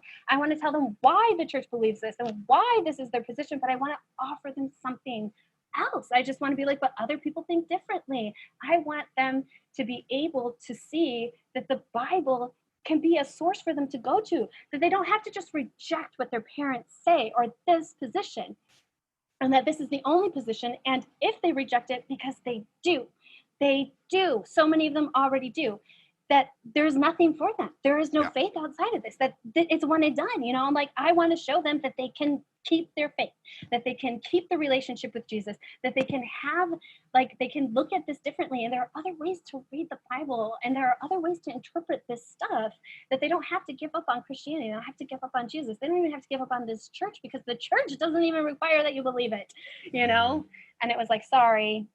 And well, the head youth pastor actually was like, he's like, my hands are actually tied. This is coming from higher up. And I was like, this sucks. Yeah. So, and I was like, well, I can't sign this. Like, I cannot in good conscience, like, stare at a kid who I know is queer and tell them, I'm sorry, but you're a sinner, I can't do that. Oh, you're literally actively increasing their suicide rate chance by like 14 times or something. It's just like, yeah, I'm not going to do that. Sorry. No, that seems like a really poor choice to make. And the girls who know me would know that I don't think that way, even though I haven't explicitly said it. But we had a conversation already over the summer. We talked about this, and I had to go break down and cry that she was so relieved, not because of her own sexuality, but because she had friends from school who felt like they cannot come to church, that they cannot be Christians because of this hurdle, And I told her that, like, I wasn't like, I personally believe this, but I was like, here is an interpretation that many people have come to this conclusion. And she was so relieved. Well, my friends don't have to go to hell because of this, like, they can come to church. And I was like, whoa. I'm not saying everyone in this youth group is a safe place for them. Yeah. But yes, Maybe don't bring them to this church, assuming that anyone's going to agree with that position. Right. Yeah. Oh man, it's so true. We saw this already. We saw this again and again with. So what's interesting is the generation before the millennials really were faced with this dynamic in America predominantly. Actually, for most of Europe, this kind of was quite a laughable kind of thing that we kind of witnessed America go through. But the whole science faith debate, that's kind of laughable to most Europeans. I'd say most, because a lot of Europeans still in faith have that dichotomy. But on the whole, we were just like, well, that doesn't need to be an issue. That's not an actual issue. Just because we weren't so fixated on the literal Adam Eve, literal Genesis account on the whole. Whereas in America, like, there was such a thing of like, you had to believe that the earth was 10,000 years, or that Adam and Eve were this literal two people or whatever, that a huge swath of people went to uni, got, educated, whatever, or, was a scientist and was like, that just doesn't work then. They literally were like, I guess I can't be a Christian. So many people literally were like, I can't be a Christian because I believe in science. And now a lot of the church is going, oh shit, we really shot ourselves in the foot there. Maybe we should have given them a bit more of a kind of leeway of going, well, there is other ways to see this, because, even a lot of evangelical churches these days that are fairly conservative, probably quite fundamental even, would probably still go, yeah, okay, you're fine, come on in. Like, you know, you don't believe in a or young earth or whatever, like, fine, you're welcome. But we're just so unwilling to do it with the next thing until it's too late.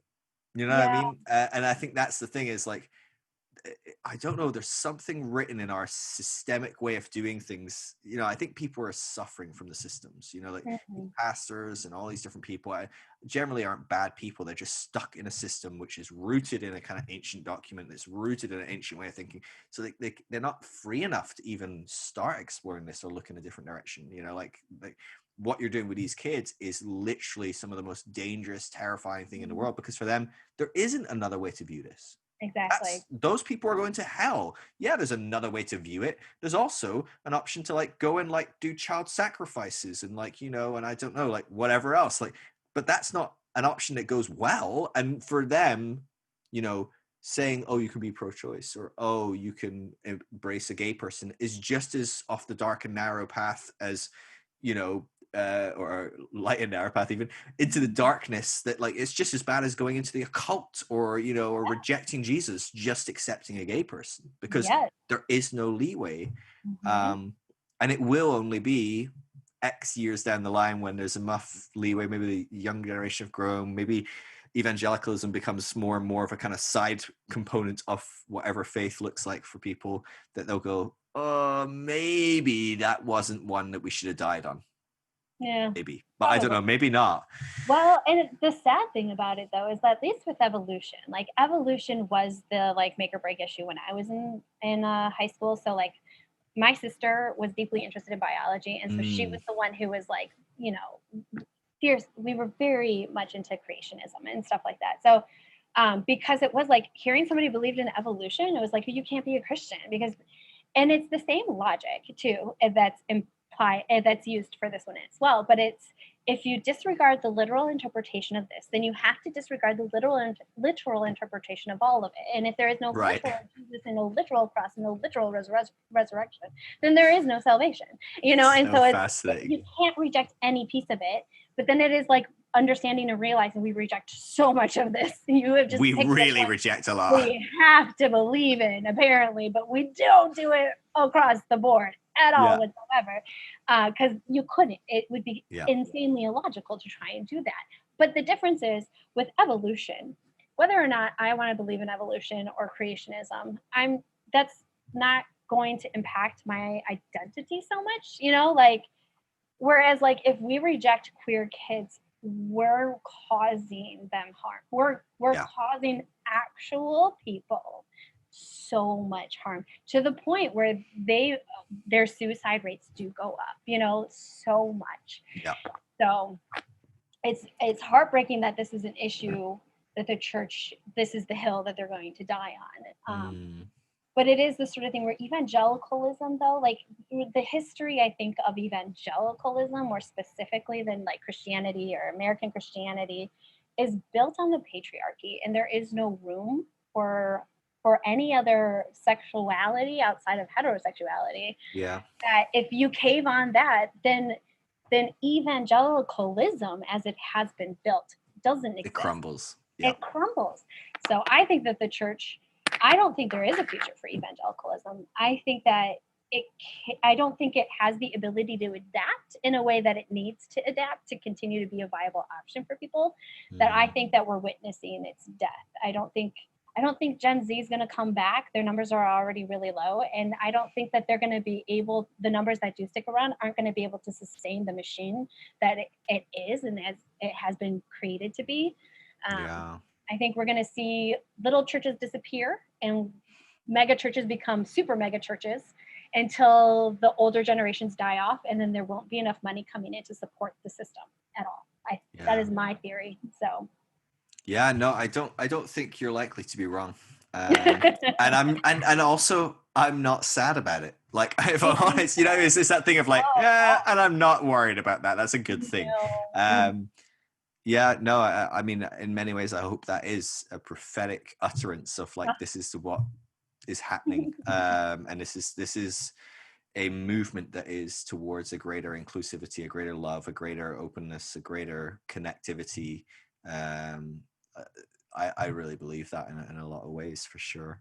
So Mm-hmm. where have you landed now? Like where are you at? Like you're not attending a church, not your thing?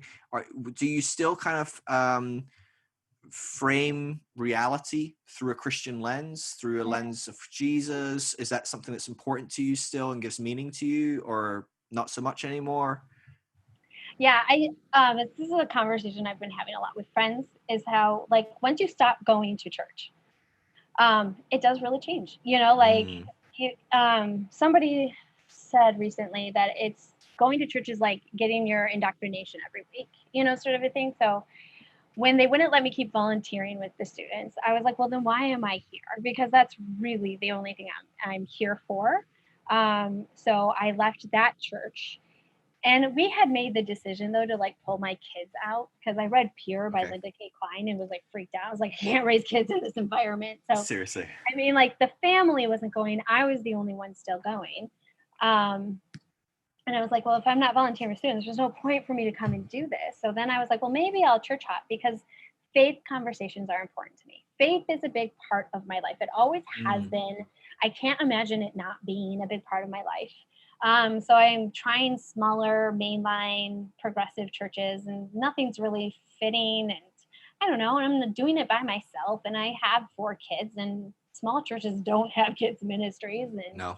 and I'm like, and I don't want to go to a church just because they have a kids ministry, because I don't want my kids in the kids ministry, because that's going to end up toxic. And I don't know. I'm like, well, That's maybe so I'll just, funny. yeah, I'm like, I'll just take a break, and I'll just take some time and figure it out. But then the not going every week, and like not being around people who are like, woohoo, so excited about the whole thing, about the church, about the faith, about the Bible, about Jesus. It was like, am I still excited about these things? Like, I don't know. I mean, I'm an avid reader, and so I've read a lot of like James Cone and liberation Mm, theology, and I'm like, well, I love this idea of Jesus. Like, I think had it not been for liberation theology, I would have like ended up throwing the whole thing away back in probably December. But like, I remember leading up to Christmas, I was like, I'm going to write an Advent devotional, but like a really dark and gloomy one. And as I was doing it, I was like, I had an idea of what this was going to be. I was like, I'm going to engage the darkness so that when Christmas comes, the light of Jesus shines through. It'll shine mm, through brighter if I engage the darkness, but I engaged the darkness, and it stayed dark. I didn't find mm. the light at the end of it. And then I was like, well, now what do I do? So I've kind of been in that space, honestly, where I'm like, I don't know. I don't know. I like a liberation theology's idea of Jesus, but I don't know what I think about him. Like, I don't know if he was even like, was he God? I don't know. I have no idea. And I don't think it matters. I'm still interested in having faith conversations and talking about deconstruction, because I'm still trying to sort it all out. Yeah. Um, but I like to claim that I'm still a Christian, but in reality, I'm probably agnostic at some point. I can't imagine ever going back to a church, like, at Mm, all, to be honest. So, yeah. I yeah. struggle with that idea. The thought of going back to church. I stayed in church for so long. I really believed in change and Mhm. that community could be created that would be different. Yeah. And ultimately, I just decided, you know what, I'll just do community in my world, in my friendship communities, and all of that. And that is my church in a sense anyway. And it works great. But uh, yeah. And now I'm like, God, I would never go back into that environment. I just don't like about 90% of what a average church service is anyway. Like, I just Yeah. don't enjoy, I don't listen to music. I don't really enjoy music. Never mind worship music. Never mind worship music. When you actually start looking at it, you don't believe half of the words anyway. Like, I'm like, oh, that's just a terrible way to spend 40 minutes of the day.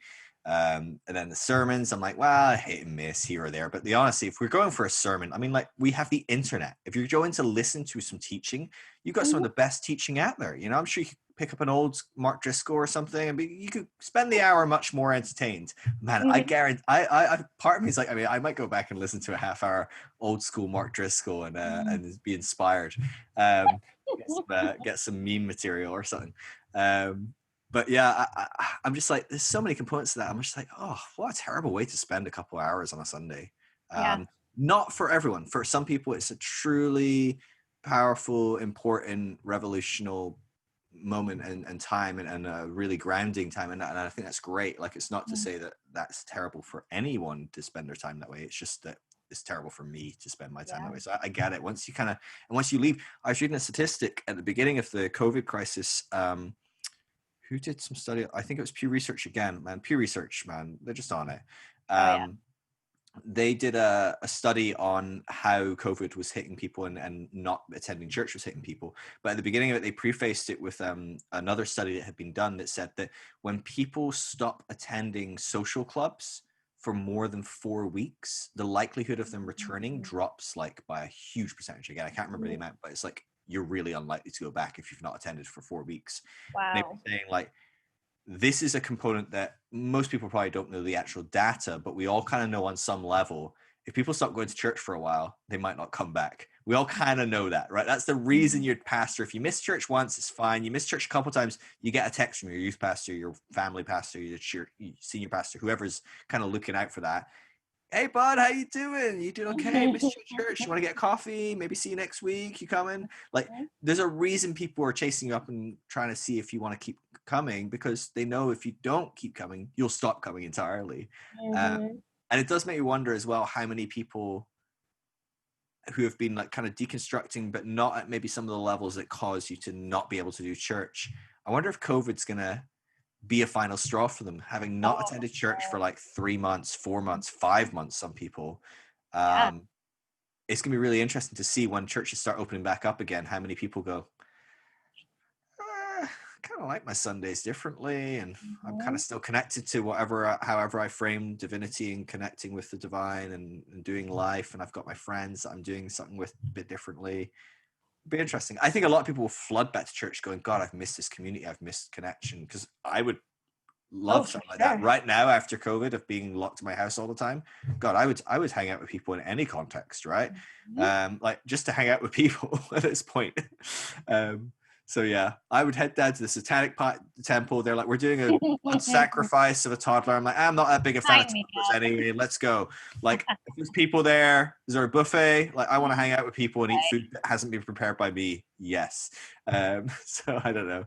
It'll be interesting to see how many people are going back. But I could see it kind of going both ways, I guess. But No, I think about it. I'm like, had they not put that specific hurdle in my path, you know what I mean? Like, I was like, I was playing around with the idea of not going, but would I have actually stopped going? I had a lot of friends there. I had a lot of, yeah, that was my community. So I'm like, I think had that not happened, I probably still would have been at church, and it maybe would have taken until COVID for me to really and truly stop going, So I'm like, I've been deconstructing for, 6, 7-ish years. And I went to church up until a year ago, and my gut instinct when I stopped going was to go find another church. It was like, I want to find another church though, so that's yeah, fascinating. it was the going. So I'm like, I want a church that's affirming, like of queer identities, but most of the churches are mainline Protestants, and they're stuffy, man. Yeah, you got to go back into kind of more liturgical church, and yeah, there's no kind of family dynamic there. Like, yeah, it's a Yeah. really weird one.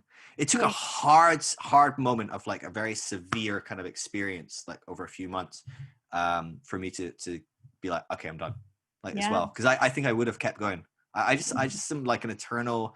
I'm a really pessimistic and negative person, but on some level, I'm an eternal optimist. I'm like, no, but I believe that if I just keep going, or maybe there's just one person, it's worth me being here for that one person to connect with, to love, to show them not everything is this way, or and then finally I was like, okay, I'm done, I'm back, it's fine. I had a question. Nap. I totally forget what it was though. I know we're coming up on the end of our time.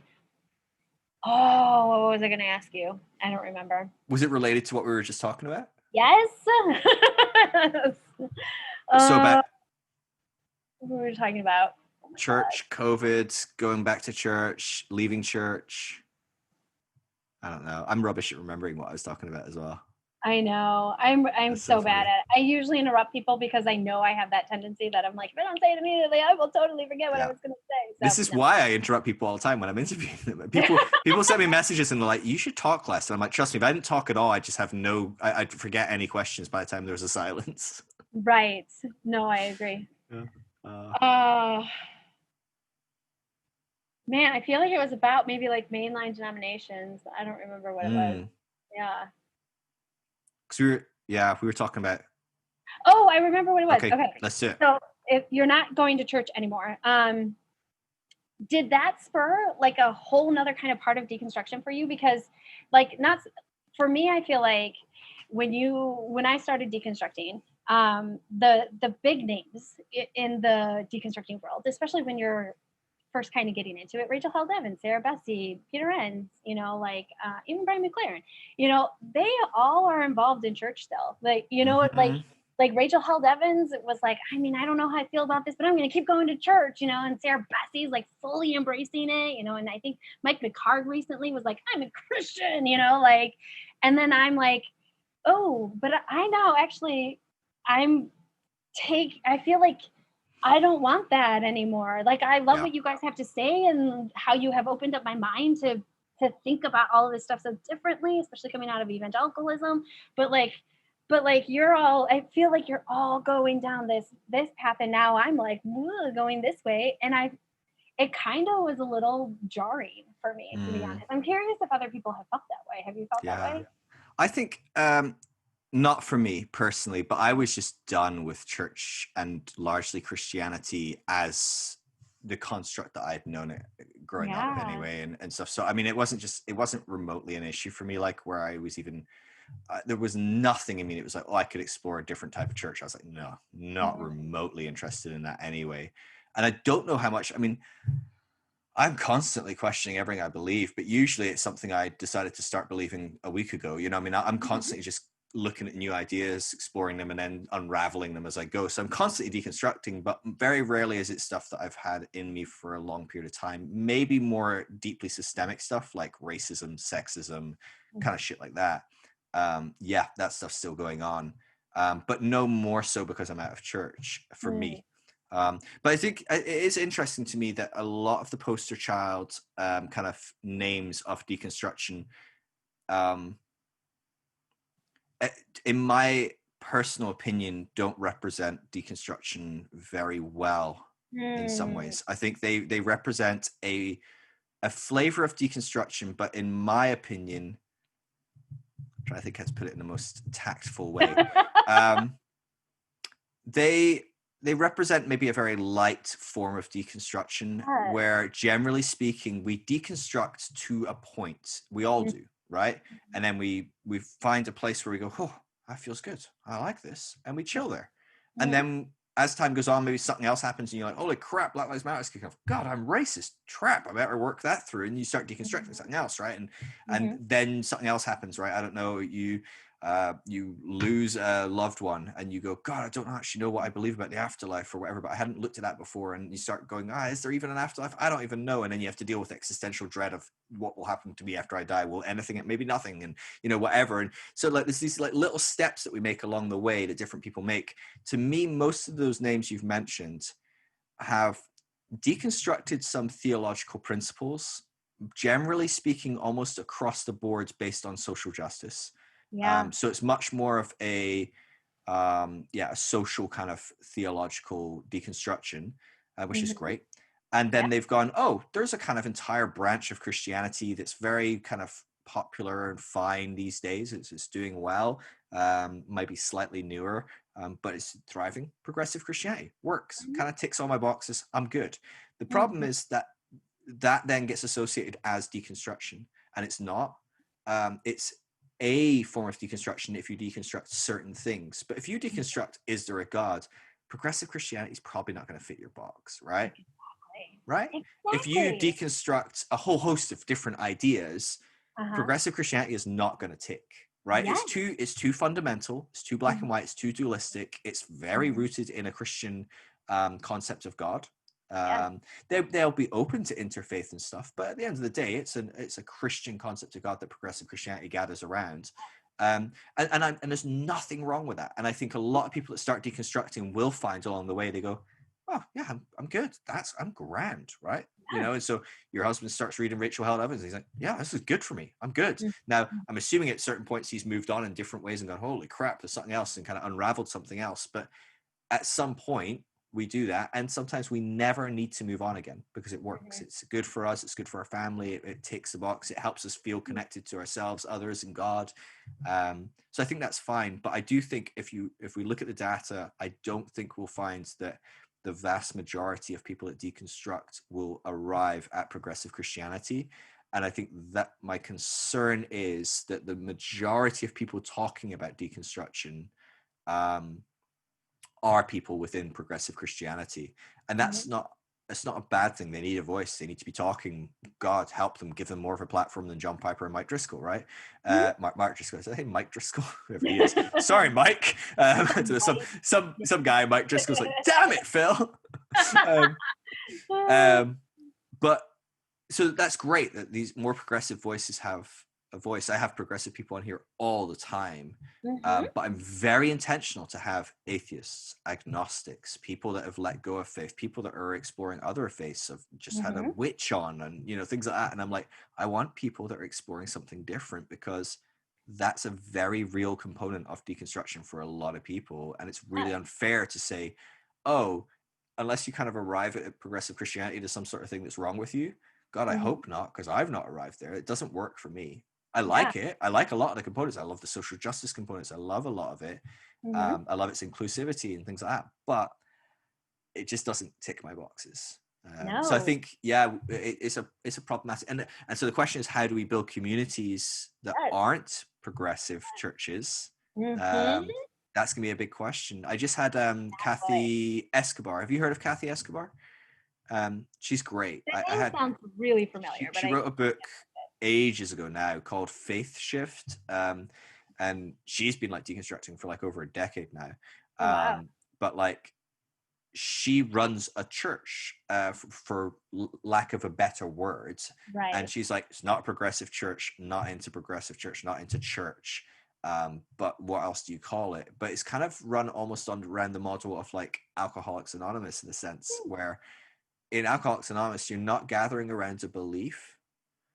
And you can believe a whole host of things, right? You can be right wing, left wing. You can be into social justice. You can be into building a capitalist empire that erodes polar ice caps. It doesn't really matter. If you've got an alcohol problem, you're there, right? Right. And so you're gathered around this kind of common reality and cause, Mhm. and goal, even.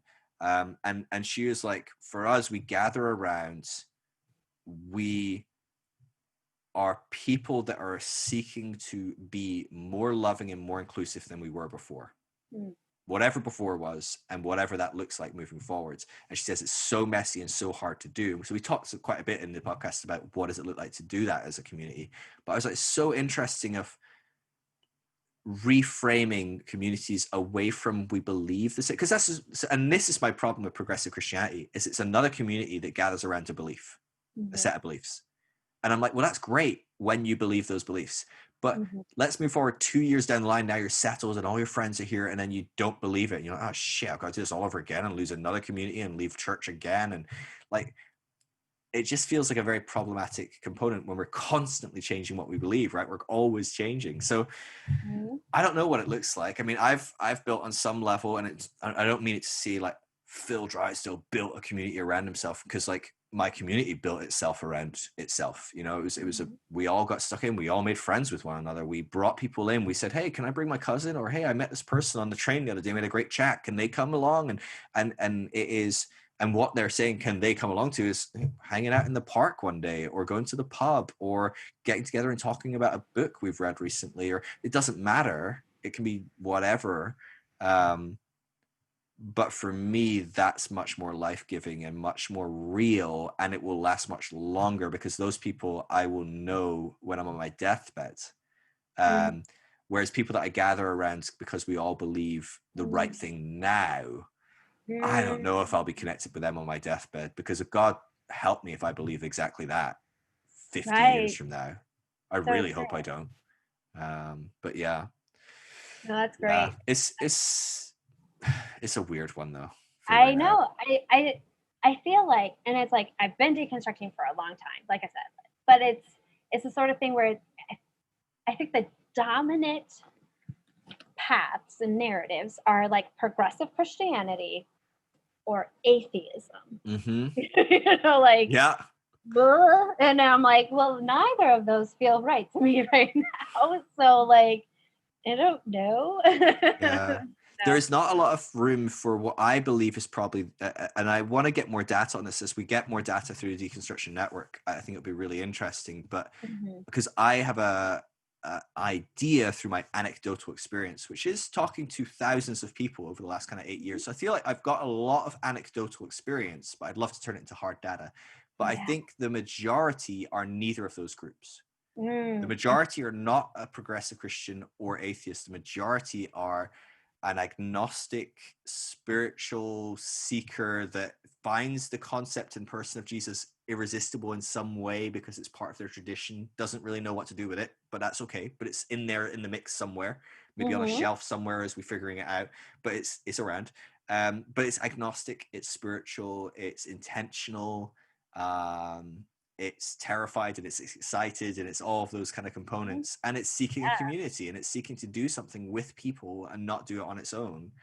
That to me seems much more common because it's if you look at that as a spectrum of like progressive Christianity is kind of tiptoeing outside Christianity, but it's still very much inside the bubble, right Mhm. through to atheism, which is like, well, you're off the end, whatever that looks Yeah, like. And I think atheism is a great opportunity. Like, for go sure. end in atheism. That's great. I've never ever tried to stop someone being an atheist. I think that's if that's the healthy progression for you and a healthy move, do that. Like I think Yeah. that can be the positive spiritual movement forward is into atheism for some people. Mhm, Um, but the window between those two is this really complex, beautiful landscape that is completely different every point you look at. mm. And I think we don't even talk about it. This Yes. whole spectrum, and it's probably like 80% of the whole equation or something, and we're not even talking about it. Mhm. And I think that's who I want to give a voice to more than anything, and that's the conversation I find most interesting. I Me find the too. other conversations quite interesting, but I love talking to someone who goes, you know what, Phil, I have no idea what the fuck I believe right now, and I don't know what's going on. I'm terrified and I'm really excited, and the other day I was thinking this, what the hell do you think? And I'm like, oh, that's amazing, I thought that before, but what about this? And Right. that's an exciting conversation to me. And so I get excited about that group of people. Yeah. um, Yeah. and that's who I feel I'm talking with every day in, day out. They're Mhm. out there, Yeah. um, and I don't know if anyone ever leaves that group. I mean, I know people do, Mhm. but maybe a lot of people that's where you live. I mean, maybe that is spirituality. Maybe that is a very real and honest faith. I don't Mhm. know, but I'm Yeah. enjoying it That's as much great. as I can, as I cry myself to sleep or whatever. Oh, I relate Yeah, who very much knows? so. Who knows? Yeah, no, I completely see that. I agree. I feel like the way, at least here and like in America, because there is such a strong presence of the church still, that for a lot of people when it's that same thing where it's like, well, I believe in science or it can't be a Christian, so it's like that carries into this deconstruction conversation. I feel like most of the books and the speakers and the conferences and the people and the platforms and are kind of revolving around that space. And so like when I deviated from the church and was like, I don't know what I believe anymore. I, like literally have no idea. I have some strong aversion towards things that even smell like Christianity. And it's like Yeah, I'm no longer interested in any of those people, those big names that kind of helped, guide me through the early stages of this. And I don't know where those next people are. That's the thing. yeah. Because I feel like It's because so there's so hard. much around that it's like almost like leaving evangelicalism yet again. I was like, I thought I already did this, and now I feel like I'm doing it again, and I'm Yeah, trying to figure out which way to go, and like who is talking about this because I'm a verbal processor. I need yeah. people to like talk about this, and I'm like, I'm not atheist, but I'm not. I don't want to be around Christians anymore, not even Yeah. progressive ones. So, but yeah. Yeah. I hear you. I mean, like, probably the biggest trigger warning I need is around Christians. So, um, there's plenty of things, but like that to me, I was joking with Kevin Garcia. I had him on recently, and he's got this beautiful, like, I mean, just phenomenal voice, and he sings songs on his Instagram every now and again on Instagram Live or like a video or whatever. but it's usually hymns. And so I can't help it, but I'm scrolling and I'll stop when I see him and he's playing something and he starts singing. I'm like, wow, that's beautiful. And then like about 3 seconds in, I'm like, no, I can't do it. I can't do it. It's just too much. Yes. No, it's just, I Yes. can't do this hymn about, how great God, Jesus sacrificed. Right. It's just like, can't do it, can't do it. So I was joking with him about it because this is a real component and he was laughing. So it's not to comment on his faith or his voice, but it's just, Right. I just, it doesn't click. And I think some people do have this kind of like, nope, no, can't do the Christian language, all that kind of stuff. I think Rob Bell was really great at this early on when he started kind of speaking out more about where he was at and what was going on. Like he was so intentional to kind of de-Christianize Christianity. Mm-hmm. And I think he did really well at going, hey, I'm probably going to mention God sometimes, but I'm going to use a lot of words for God. And only sometimes will I call God God. Mm-hmm. Because to me, that's a really unimportant label. And it's not the best label all the time. And there's loads of other labels that are helpful. Mm-hmm. And, I'm not going to refer to myself as Christian because Mm-hmm. why is that an important label? And I really appreciated what he did. I think it was his book, what we talk about when we talk about God, that kind of first kind of introduced that. But I know through listening to some of his podcasts when he first started doing them, he was just so intentional about this was not the Rob Bell that was speaking at Mars Hill a few years prior, who was given a sermon. This was a sermon, but there was almost like no. It's wrong to say there's no Christianity in it because actually it was just as Christian, Mm-hmm. but there was no Christianity, if that makes sense. This kind of Mm-hmm. toxic institution and system and language, and I think that's what a lot of this agnostic group are actually looking for. I think that's why a lot of people are drawn to Rob. I mean, he's got a huge following, doesn't he? And for good reason. I think Yeah. he's doing that well. And again, it highlights this group that are going, not Christian anymore, don't go there. Not Mm-hmm. atheist, really want to do something about spirituality and explore that. I'm really interested in it. Mm-hmm.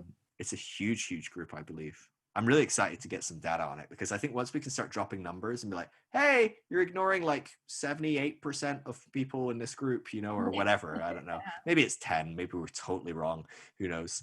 Maybe we just live in these little bubbles, I mean, it's possible as well. That's true. But we'll see. We'll see. Yeah. Interesting. Yeah. Anyway, Ashley, thank you so much. I've taken enough of your time, I'm sure. But thank you so much for coming on and chatting. It's really cool to hear your story. Fun to chat with. You're a great laugh. I love what you're doing online. I love what you're doing on Instagram. Are you doing things anywhere other than Instagram? Is just Instagram your thing right now? Instagram is my thing right now. I play around with doing other things, but I have 4 kids. Let's be realistic. Find a thing that works and stick with Exactly. it. I frequently I play with the idea of just nuking half of the things I do because I'm like, I just hate some of these things and they can't be as effective as some of the other things I do. Like, I think that a lot. And so I admire people that are like, nope, gonna just do 1-2 things and just get it done. I love it. So that's at dis_ology. Is that right? Yes. I'll put the link to that in the show notes in the YouTube, the podcast, whatever. And so I'll make sure people can connect with you over there. I'm sure they will appreciate that because honestly, your stuff is really on the money. I love it. I really, really love it. And so, I mean, I get people send me your stuff constantly. I don't know if they just don't know I follow you or whatever. I love it because I don't always see everything. You're not always you miss a story if you're off for a day or something or whatever. But like yours is, if I see stories often, you see stories, you're like, come on, is there anyone good here? Right? Especially once you're following like 600-700 people or whatever. But yours is always one I'm like, oh, I can't wait to see what you're talking about, what questions you're asking, your group or different ideas that you're sharing, and your posts are fantastic. And I think you're just you're a really valuable voice in this community, especially as another voice that isn't a progressive Christian or an atheist, but someone that's in that weird in-between space going, I don't know what I am, I don't know what this is, but let's talk. And I think you're hosting a really important conversation. So thank you. Thank you. Yeah, it's been great. And it's again, it's that like I think it was so isolating and so lonely. And even though I don't know these people you know, some of them I feel like I have gotten to know really well just through the posts and through the comments and stuff like that. But like kind of having this like shared experiences and just, you know, like screaming into the void and having people hearing me, you know, has Yeah. been it's been healing actually. So Yeah. I'm deeply appreciative of the community. So thank you. No, it's wonderful.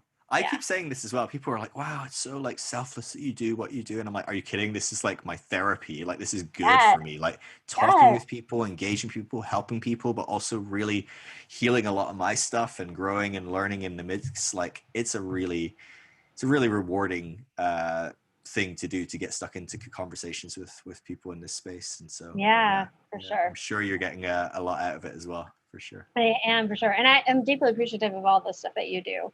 Like you, the deconstruction network, I'm so deeply intrigued. Somebody sent me that like before I was like just starting my disology page and they're like, oh, have you heard about this guy? And so, yeah, and just having like an opportunity for all sorts of stories to be shared. I don't think I've ever actually like sat down and like been like, okay, well, this is where it starts. And then it kind of goes this way, you know, like through my whole story. So Oh God, no. thank you. No, it's great. Well, thank you so much for coming on. I'll let you know when this goes live. It'll probably be a few weeks now. But Okay. it was great to Yeah. see you. Great to meet you. Have a Yes. face behind the person Right. on I have like Instagram, you know. a small little like picture of me, which I debate taking off, but I don't know. That's funny. Do you try and stay a bit anonymous? Is there a component of that where you're like, I don't know if I want to be? There are times where I feel that way where I'm like, I don't know if I really want my face attached to it. And I talk to my husband about this a lot, and he's like, I think it's cool that your face is attached to it because you're a person. Like people Yeah. see that icon, you know, the whatever your profile pic, and you're a person, you know. So Yeah.